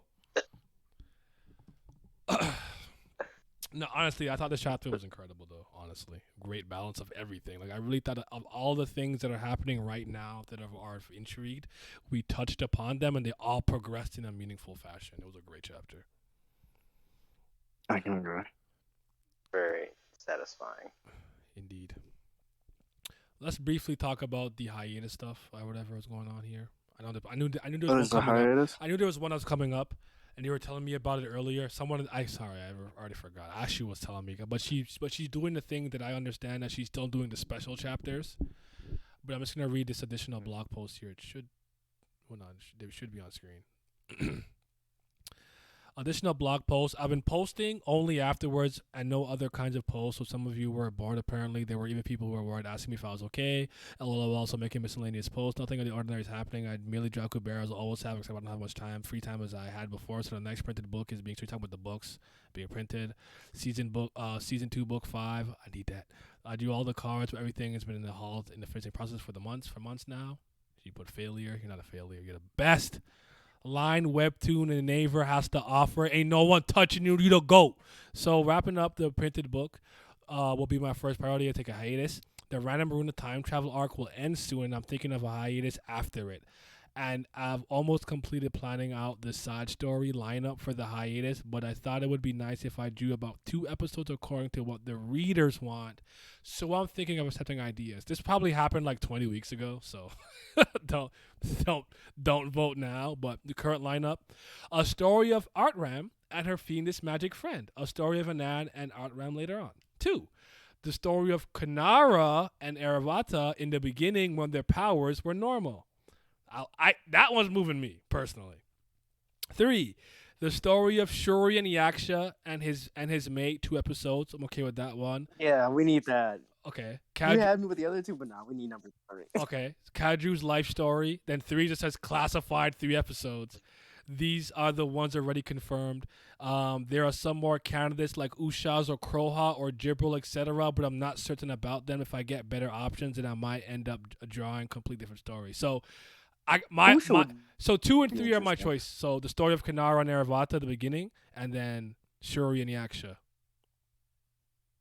Those are my choices. I need Yaksha and his mate. I need my boy Harry. I need to see, and we haven't seen enough of Shuri. So I would 3. You said you found it. Season 3, episode 120. I think 2's more interesting. Look for it. Go ahead. Keep going. I am interested in Atram though, because she makes the whole thing, the whole Brahma Association thing for the future. Yeah. Who the fuck is Kadru? Let's take a gander. You don't know either. I feel like if I see the character, I'm gonna remember, but maybe not. Oh, the dragon. That's dude. him. The dragon guy. I did not know that was him. It's a feature clan Sora. Yeah, I'll just put. I get his name mixed up with Brilla's dad. I'll just pull it up here on the wiki real quick so you can just see what I'm looking at. The one that became a Taraka. Yeah, I totally. That's crazy. Oh. Who the fuck was I thinking of? I don't know. I was thinking because it was not you. But when you said Kaju, I'm like, let me make sure I'm thinking of the right person. That's crazy. Yeah, I don't care about that. I'm sorry, I'll be honest with you. Could be important, but you know what? I am a Vitra Clan ninja. I do mess with the Vitra Clan. Let me look at. You said episode, season 3, 1, 2, 3. Let's go look at that. So I suppose this is when they talk about Rand being is that where Rand is mentioned as one of the candidates, the soul candidates? I'm guessing is what you're talking about. Separation. Let's see. The Magic Guild can't hold any more people. Someone blah blah blah doesn't see me. Okay. God Chandra. They care about humans. Naive. There's Lorraine. We should memorize it. Sagra would also known. Attack there. He-Man could have been Sagra. Rather. Most likely be watching Brilith right now. You just kill off and create illusions. Said yeah by Lorraine. I'm telling you the end of the goals for us we can't. Their targets are probably Lila Lees, who have the name. Lenny's also there. There's a couple more. One of them is Ran Sarafi. Ran is supposed to be on Whatever right now, but since he's also a candidate. Okay, so you're right. Yeah, 100%. He was a. Hey, shout out you for okay. Yeah. See, these guys for the resurrection of Anata, to being a candidate for like the vessel. I don't know, the resurrection piece. To bring. Yeah. Okay. But. So yeah, we'll still be around and doing things, and hopefully maybe those special chapters just come out, so we'll be good and stuff. But another great week of Kubera, man. I look forward to it every week. I really do. Like, what's a genuine smile on my face, bro? Did you guys have anything you wanted to comment on? It didn't have to be about this chapter, just anything in general, Kubera, you want to touch on, anything you want to throw out there, or whatever. If not. I like Calavinka, by the way. I like her. I like Raltara more though. I do too. I think I think you can really tell she's Utama's sister. I think Kurigam's actually really good with like keeping like what's the word I'm looking for? Like there's like a certain like kind of like baseline manner of acting between family members, but Mhm. still distinct enough that they're their own characters. And I feel like in some series, I feel like that's lost a lot. No, I hear that. Like they feel like their own people, but you could tell they're related without it being pushed too much, or Yeah. like they're too much like each other. Yeah. I get you. Yes. There's something about the way they tend to look into the distance too. I don't know. Maybe that's just I don't know if I'm overdoing that myself, but in my head I'm like they gaze at the distance in a similar fashion though. But that could just be me Yeah. putting too much. The way I kind of look at it, I feel like her when she has a collar on, she's more like Yuta, but when she has a collar off, she's a lot more like Maruna. Interesting. Okay. A good balance of the siblings there. Yeah. That's what's up. But all right, I appreciate y'all for coming through, and we'll be back with another Kubera discussion. I didn't end the stream. I actually have a random question. I'm just gonna I'm gonna switch scenes here. You guys can stay if you want. I have a random question, and I want to ask it on stream for anybody who's here. Because I actually want to know if I'm bugging. I had this conversation like yesterday, and I guess I don't know if I'm tripping. So, do you guys remember kind of like growing up and like certain games or like shows or books would come out and parents were like, "Oh, I don't want it to be like a bad influence on my kid. Like if my kid plays Grand Theft Auto, they'll go and steal a car," kind of thing, right? Or like if my kid listens to too much rap music that's like, harmful, they'll become a criminal, kind of thing. Like you guys have heard that throughout the years to some degree, right? Yeah. Yeah. And friends' parents that were like that. I was the bad influence. Oh, okay. So like stuff like that, right? And Yeah. and while I do think there's exceptions to the rule, and there's scenarios and cases where you have to take with some nuance,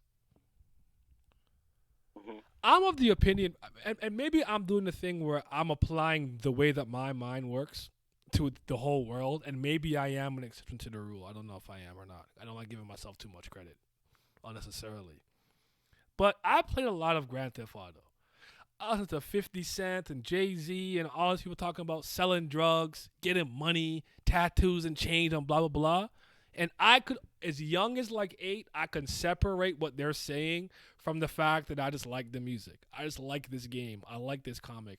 I'm not going to go try to steal a car because I played Vice City. I'm not going to go try to shoot somebody because 50 Cent said, I got shot 9 times. So, like, when somebody goes and acts out something that they heard on a song or because their favorite celebrity said so or something, I'm of the opinion that that individual is fucking stupid. And I'm not making any excuses for them. But everybody in that room was telling me I was being tone deaf. I was removing too many variables. Like, what do you guys think? Honestly, real talk. Say a 12-year-old plays the new Grand Theft Auto and the trailer. They enact something out in the trailer. Are they just not an idiot? Is that? Am I being too harsh? No. Okay. Or their parents, or I think, yeah, okay. I think I agree with you on the separating, even for myself. I think most people can. I feel like it's one of those things of, like, I guess to what degree of, like, danger are we talking and from what? Like, if it's, like, if we're talking about kids doing dumb stuff in video games, I mean, I don't... I mean, because I mean it in this sense, right? Because, like quite literally, I was having a talk with one of my young guys because he drinks lean. I'm like, why do you drink lean? He's like, bro, they be rapping about it. Lean's lit. And I'm like... Like what? like he's stupid, right? Yeah, how old is he? Like he's 23, right? Oh yeah, he's a moron. Like no disrespect. Like I put the clean in my cup. Yeah, I will do lean now. Like what? Like at what point is it not sarcastic terrorism or sarcastic message where it's like that person is just stupid? Why did you go do X?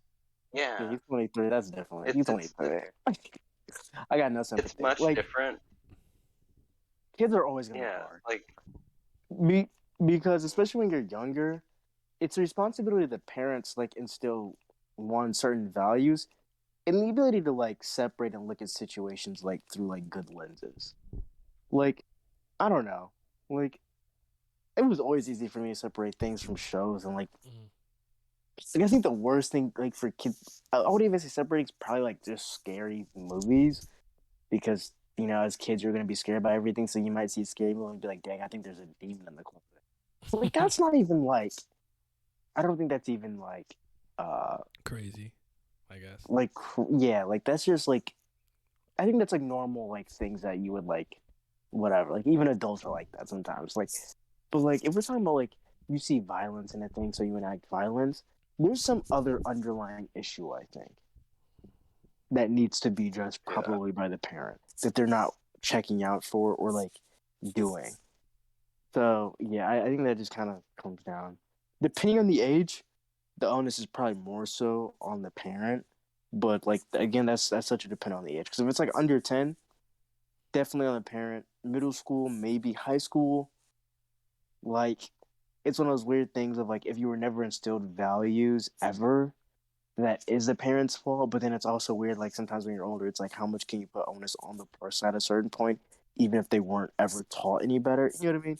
It's just always one of those hard things to like find a balance of. I agree with that. I mean, I know what I said earlier was like kind of crazy, but like, yeah, it is part of the parents' fault, but it's also like kids aren't always with their parents all the time too. Yeah. So I know that other variables influence the kid too. Mm. So part of it could be the personality of the kid too. I don't know. Like it's so I can't.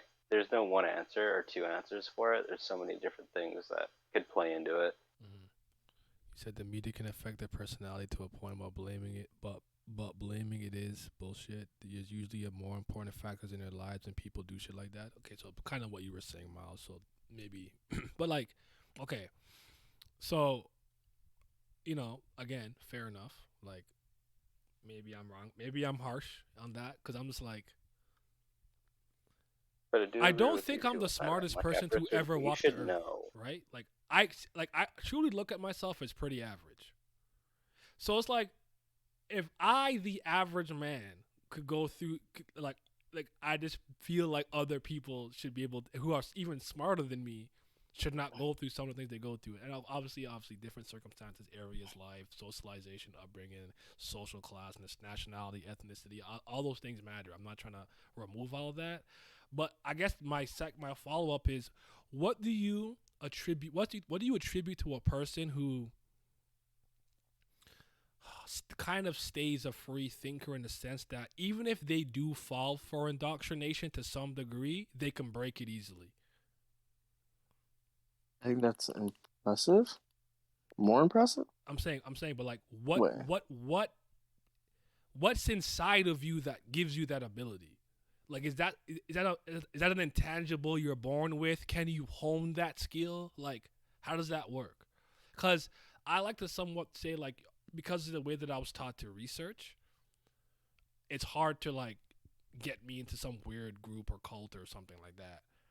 But then again, I'm like, but I was always like this. We're like when they were trying to push religion on me, the story that I always point to was Samson. I'm like, oh, it's a comic book. This is fiction, because You not rocking with the long hair? why would losing your hair affect your literal physical strength? That didn't make sense to me. You not rocking with the God hair?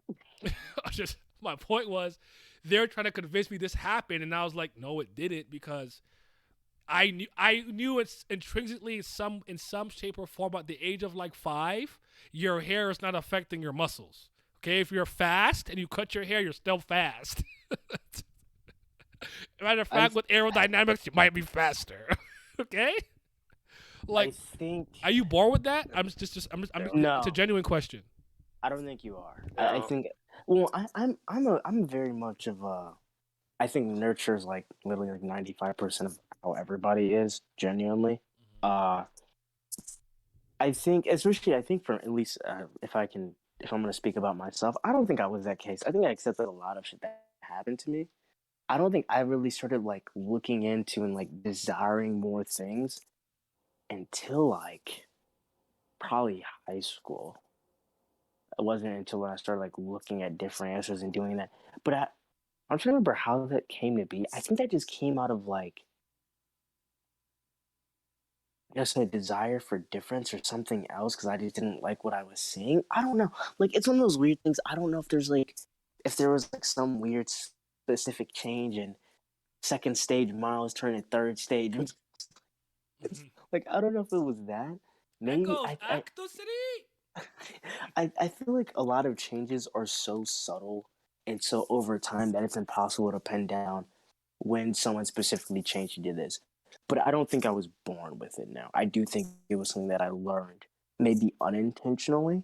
And it was just a culmination of everything that like I was experiencing at that point where I wanted to do my own research, learn different things and why I attack problems differently than that. So yeah, I don't know. What about you, Zodiac Kevin? What do you think? I don't know if that's born though. I think I I don't know if agree that's with both. innate.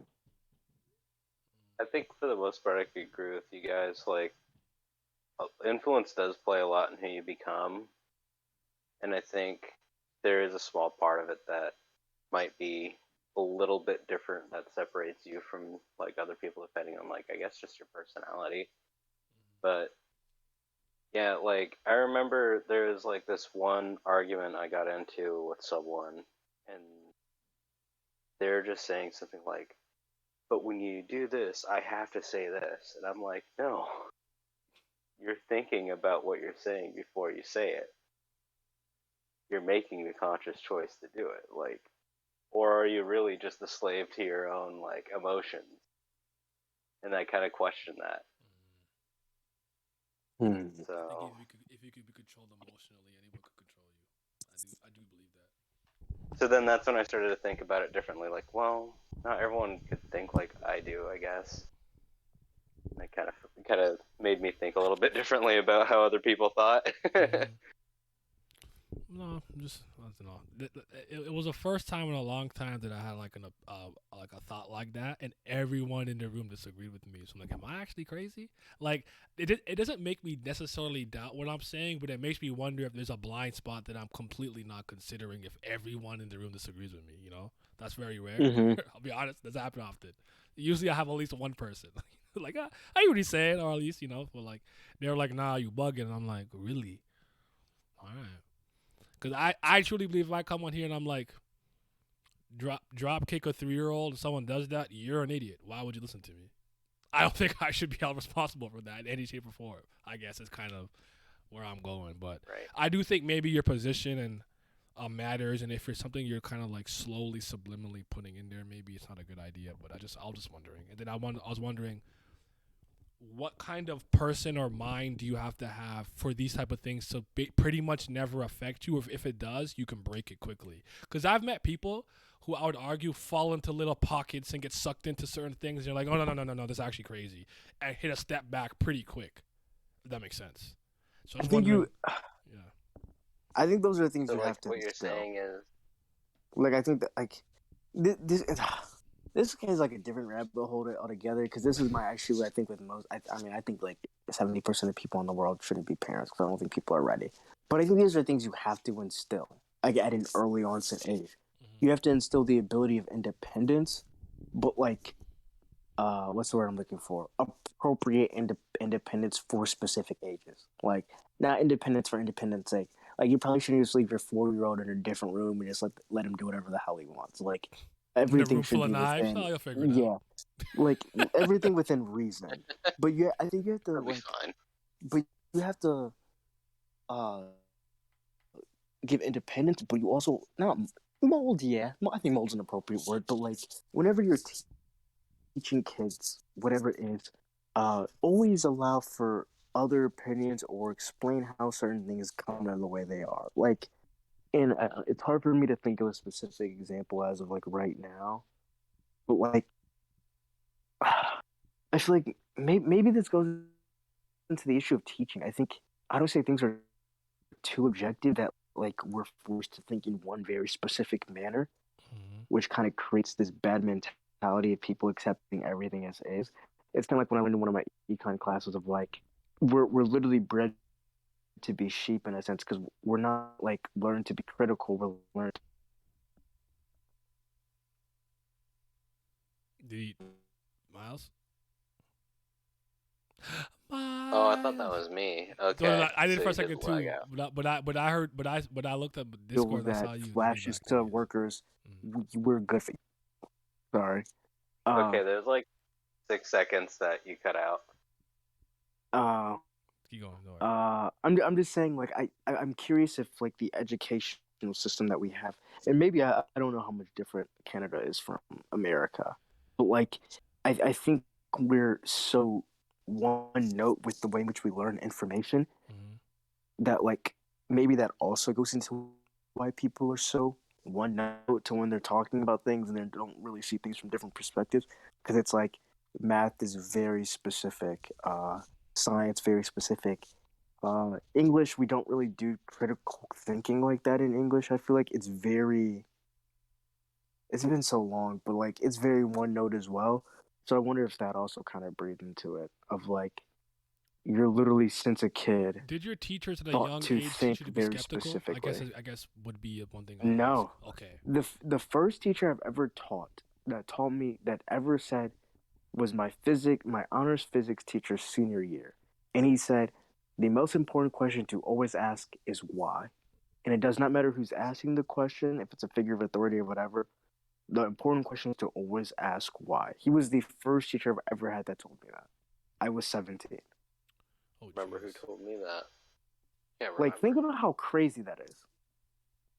And I think it was one of the things that when I was in that age, I was like, yeah, I guess. But you only realize as you're older, like, no, that, like, he is right. He said definitely education. He said Paulo was an educator from Brazil that talked about it. He's pretty well known because of it. Because I was gonna ask this because I knew at some point you guys had something called the Pledge of Allegiance. We never had stuff like that. Yeah. I don't like The- from what I'm understanding and how the media presents it. I just assumed you guys had a much better, more robust education system than we did.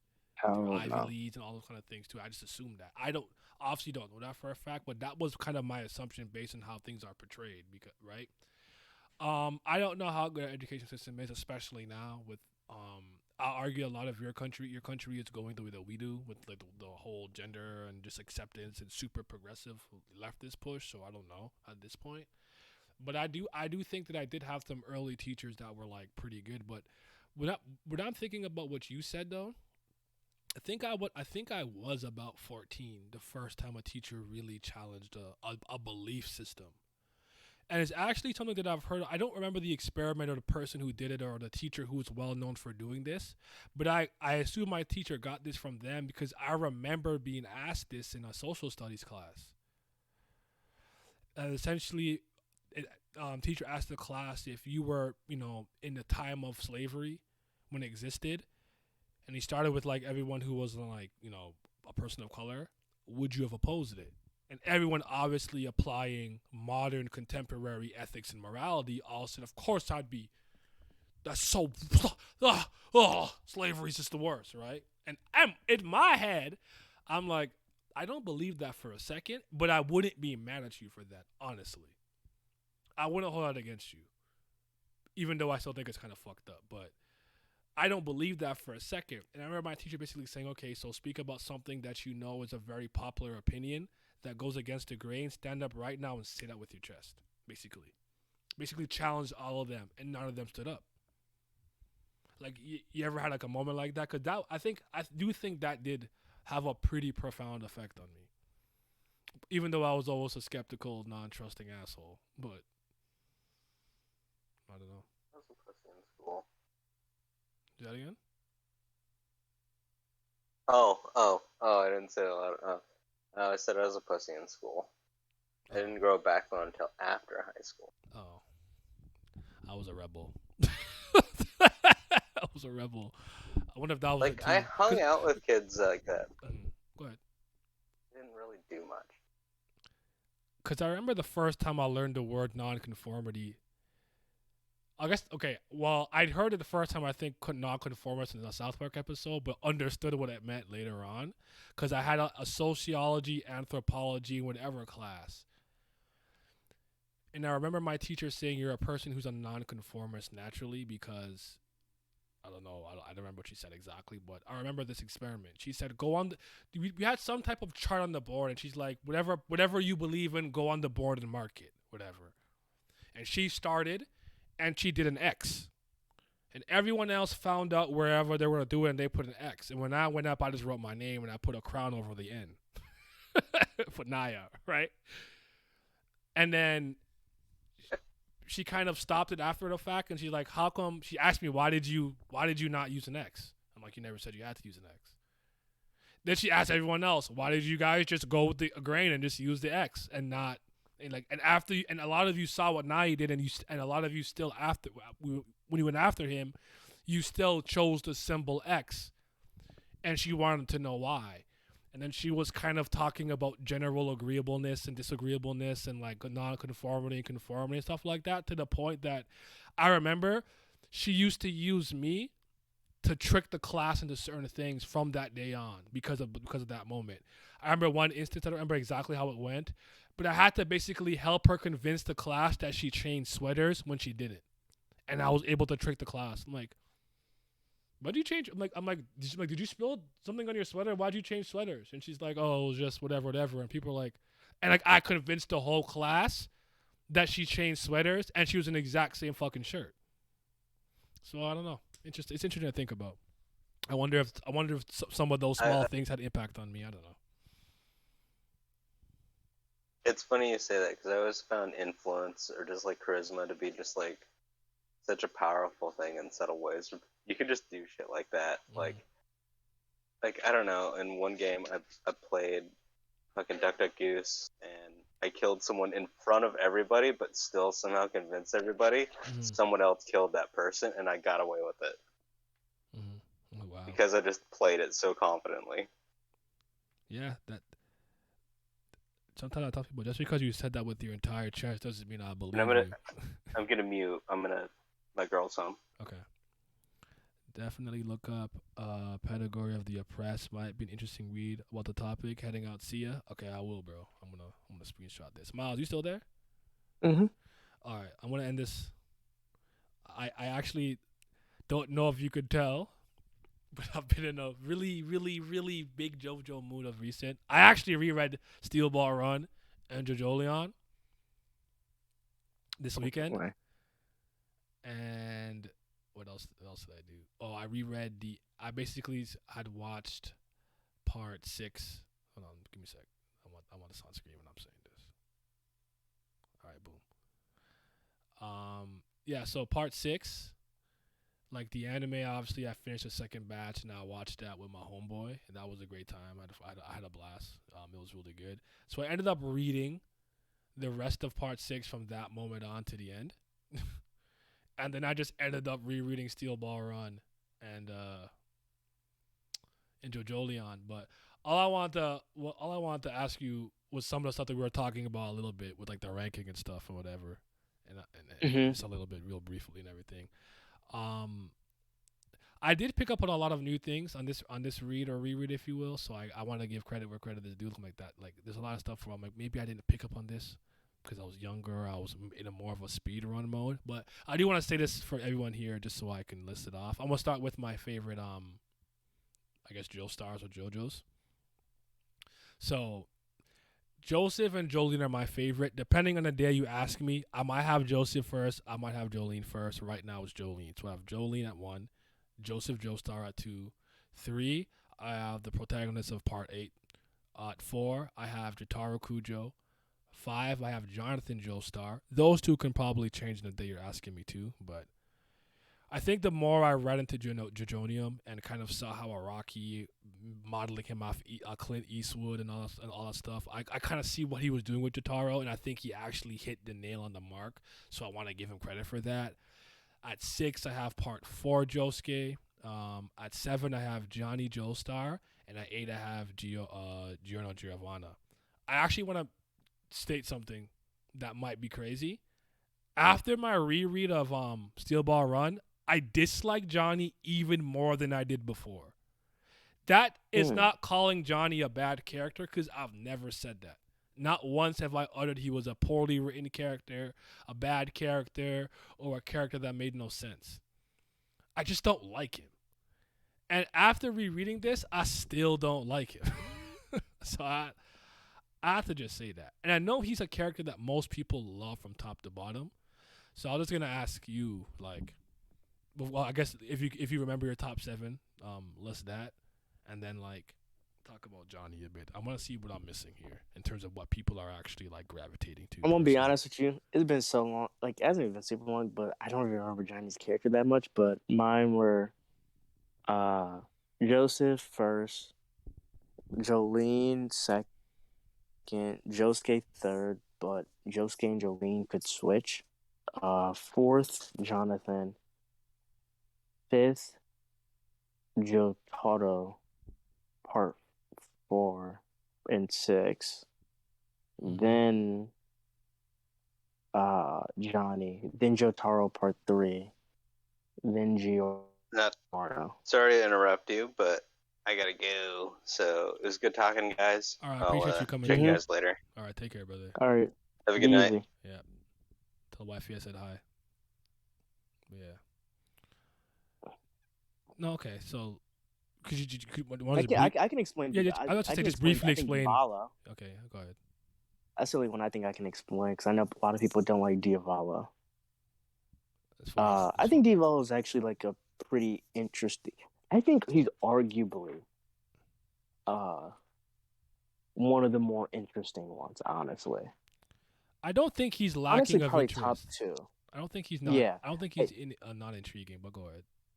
I think he kind of, especially as a Jojo villain, I think he hits on every note. One, he has an actual expressive stand, which I think out of the main villains, the only ones that actually have that. No, he's the only one. I think out of all the main villains, I think he's the only one with an expressive stand. I think Whitesnake most, if I remember correctly. Oh yeah, and Whitesnake. I'm sorry, you're right. Yes, no, you're right. You're right. It was Whitesnake. I was like, I could have sworn there was 2. I think his, I don't want to say it's not a gag, but I think there's always something fascinating about villains that don't like exude some level of like power or confidence or like ability of like when they step on screen everything's gonna be okay, right? And they genuinely believe that. Like that's Dio.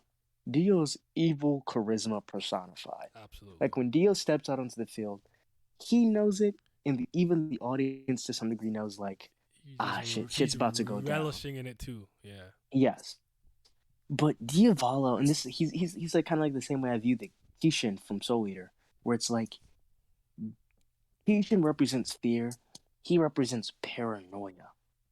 This is a man that climbed his way to the top of the mafia, and I'm a mafia hound. I love mafia stuff. It's like a class on Italian mafia in college. Okay, I love it. He climbed his way to be the boss, and instead of being the stereotypical suave, violent boss that like when he steps in the room everybody bows down and does whatever.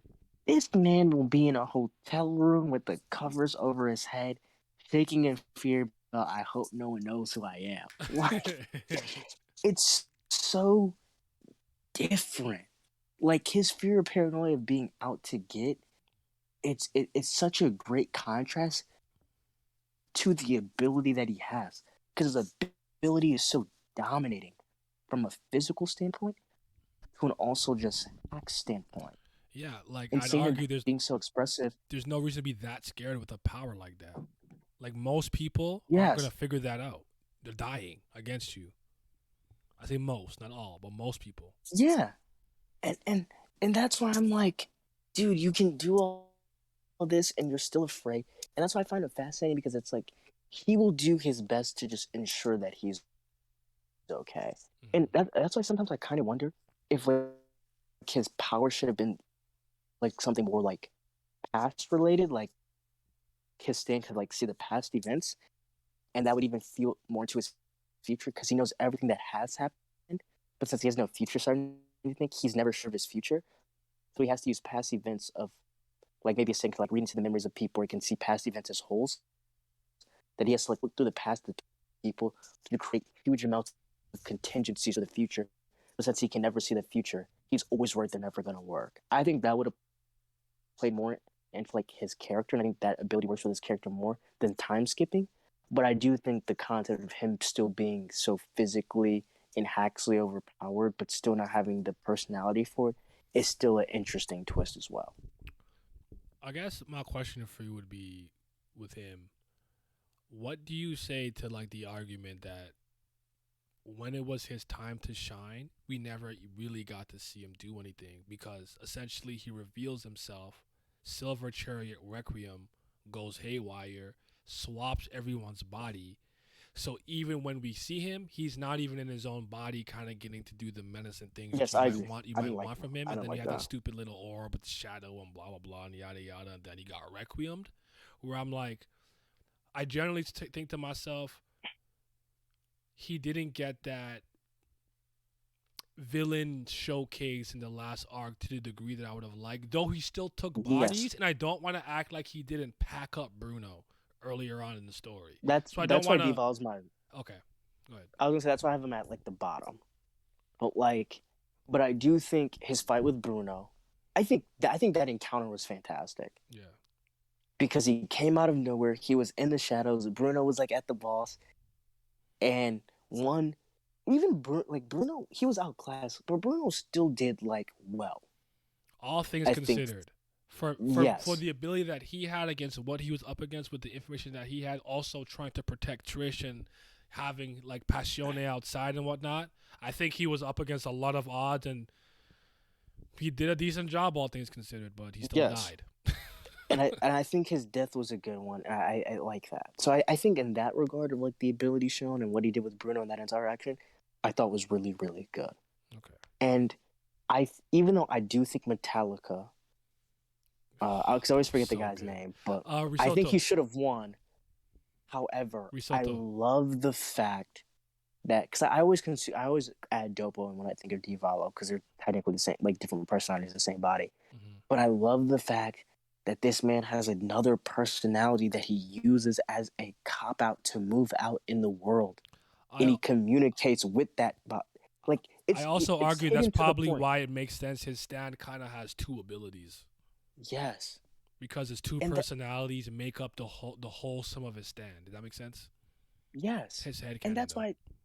But think about this: he's so paranoid that even his other personality doesn't know he exists within him. though. Like that's crazy. He literally communicates. He has his other body think he's communicating by phone, but he just uses whatever exists. Like that's a fascinating like relationship right there. I agree with that. And I like the way he even like. And I think even though you could probably argue he only like shows some level of concern for Double because it is his body, which is probably the case because he doesn't even give a fuck about Trish. Mhm. But I still do like the way he even interacted with Dopo during the fight, where he's like, "Dopo, calm down. We have to do this. You know what I mean?"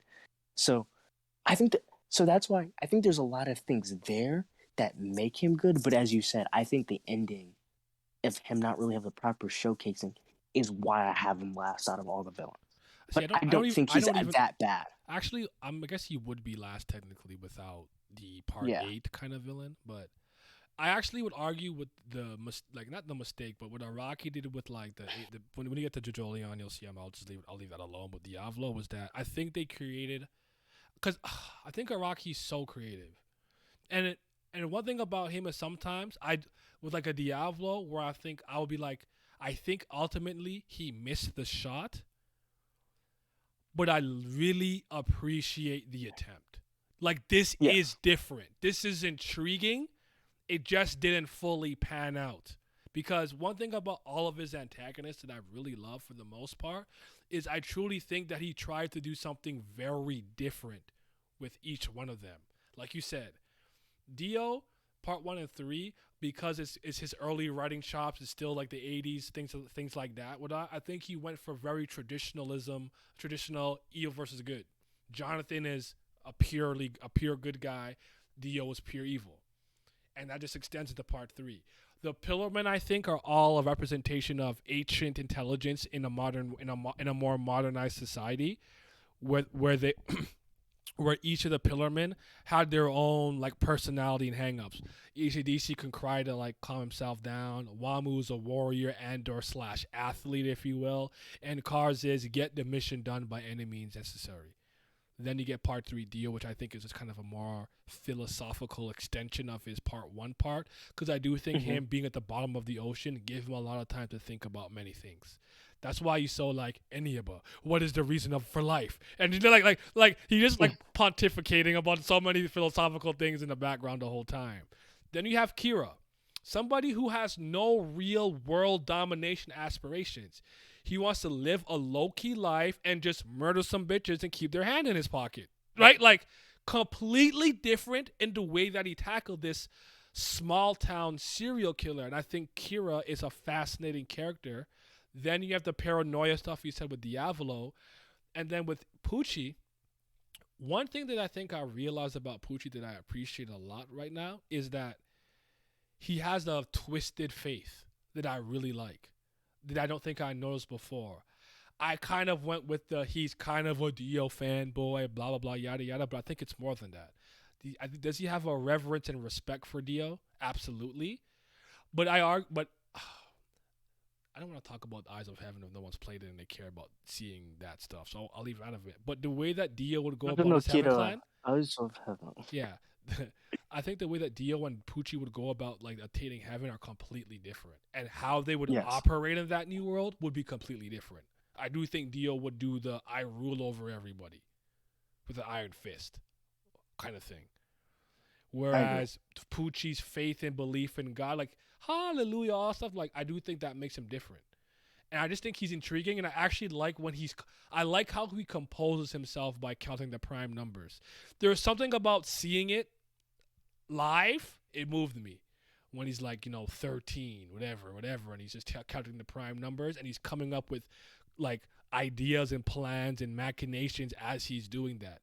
I never noticed he panics, and I like that because shit is human. But the way that he can compose himself when he panics is good, and I've spoken ad nauseum about Funny Valentine here, patriotism, that's my president, that's what America needs right now, all kind of stuff. Grabbing the first napkin, the idea that when you make the first move, you force everybody to have to move accordingly because you grab that to the right, so now everybody must grab to the right. I would argue there is a lot of nationalism in there that he confuses as patriotism, which I think is really interesting, and him talking about his actions being completely justified because they're not like self-serving. He does it for his country. A bunch of stuff like that, and I'll leave part 8 as part 8. But I always will appreciate he tried something different with every single major antagonist in his series. Whether or not you think he hit the mark or not, I respect that.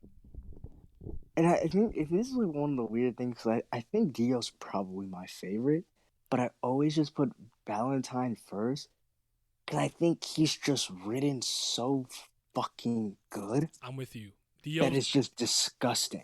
I think I would argue maybe he's his magnum opus as far as some antagonists go. I really do think Valentine's the best one he wrote, because even Valentine at the beginning of this reread, I didn't realize how intelligent he was and how he was moving so many things even before Lucy Steele comes in his room and gives him his first quote-unquote death where he's forced to use D4C.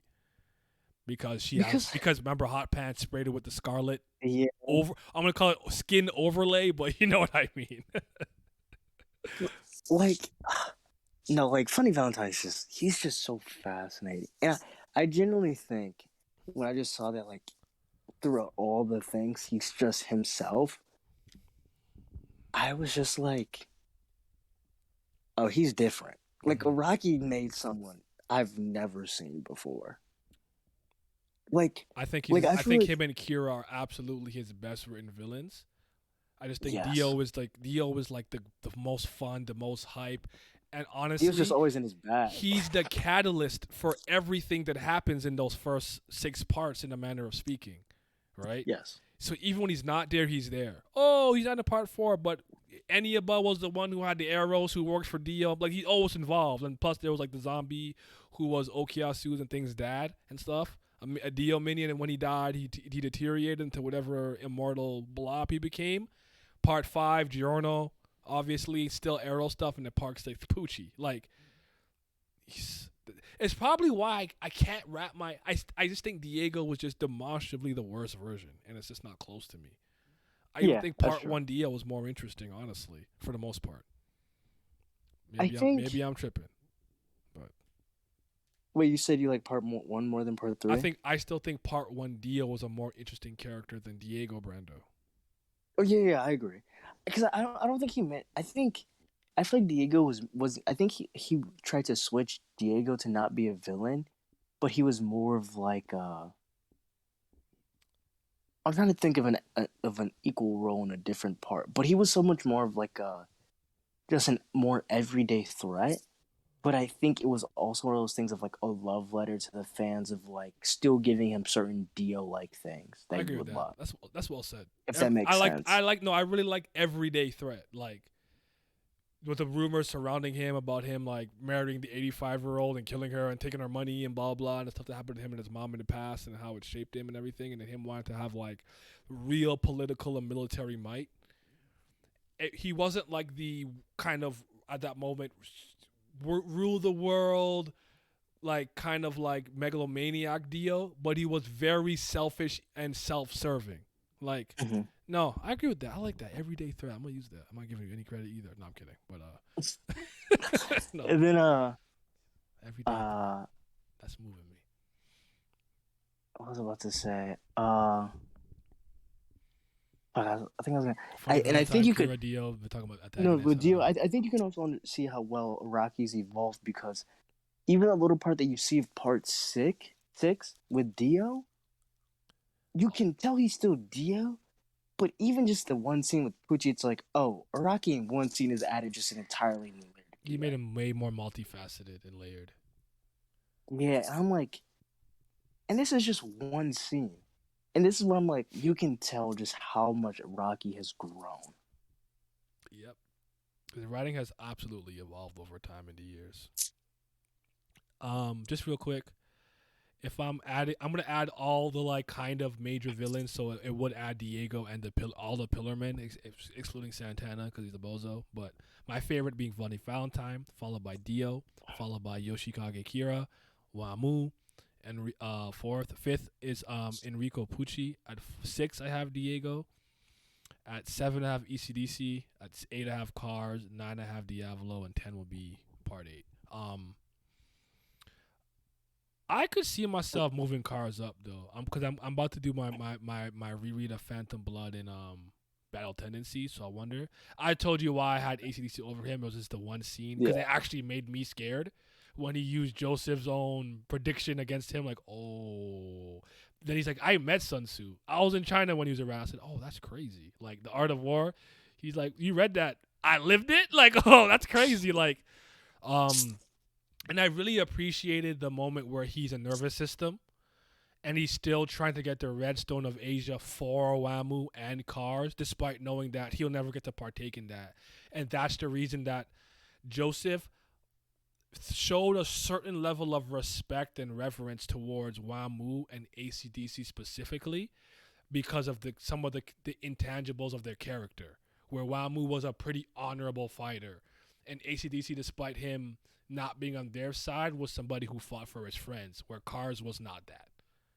And I'm kind of lockstep with Joseph's viewpoint on them. I think that part of them, at the very least, is admirable. Not that I dislike Cars for saying, nigga, I want the Redstone of Asia and to conquer the sun by any means. There's nothing wrong with that. I would just argue what they did resonated with me a bit more.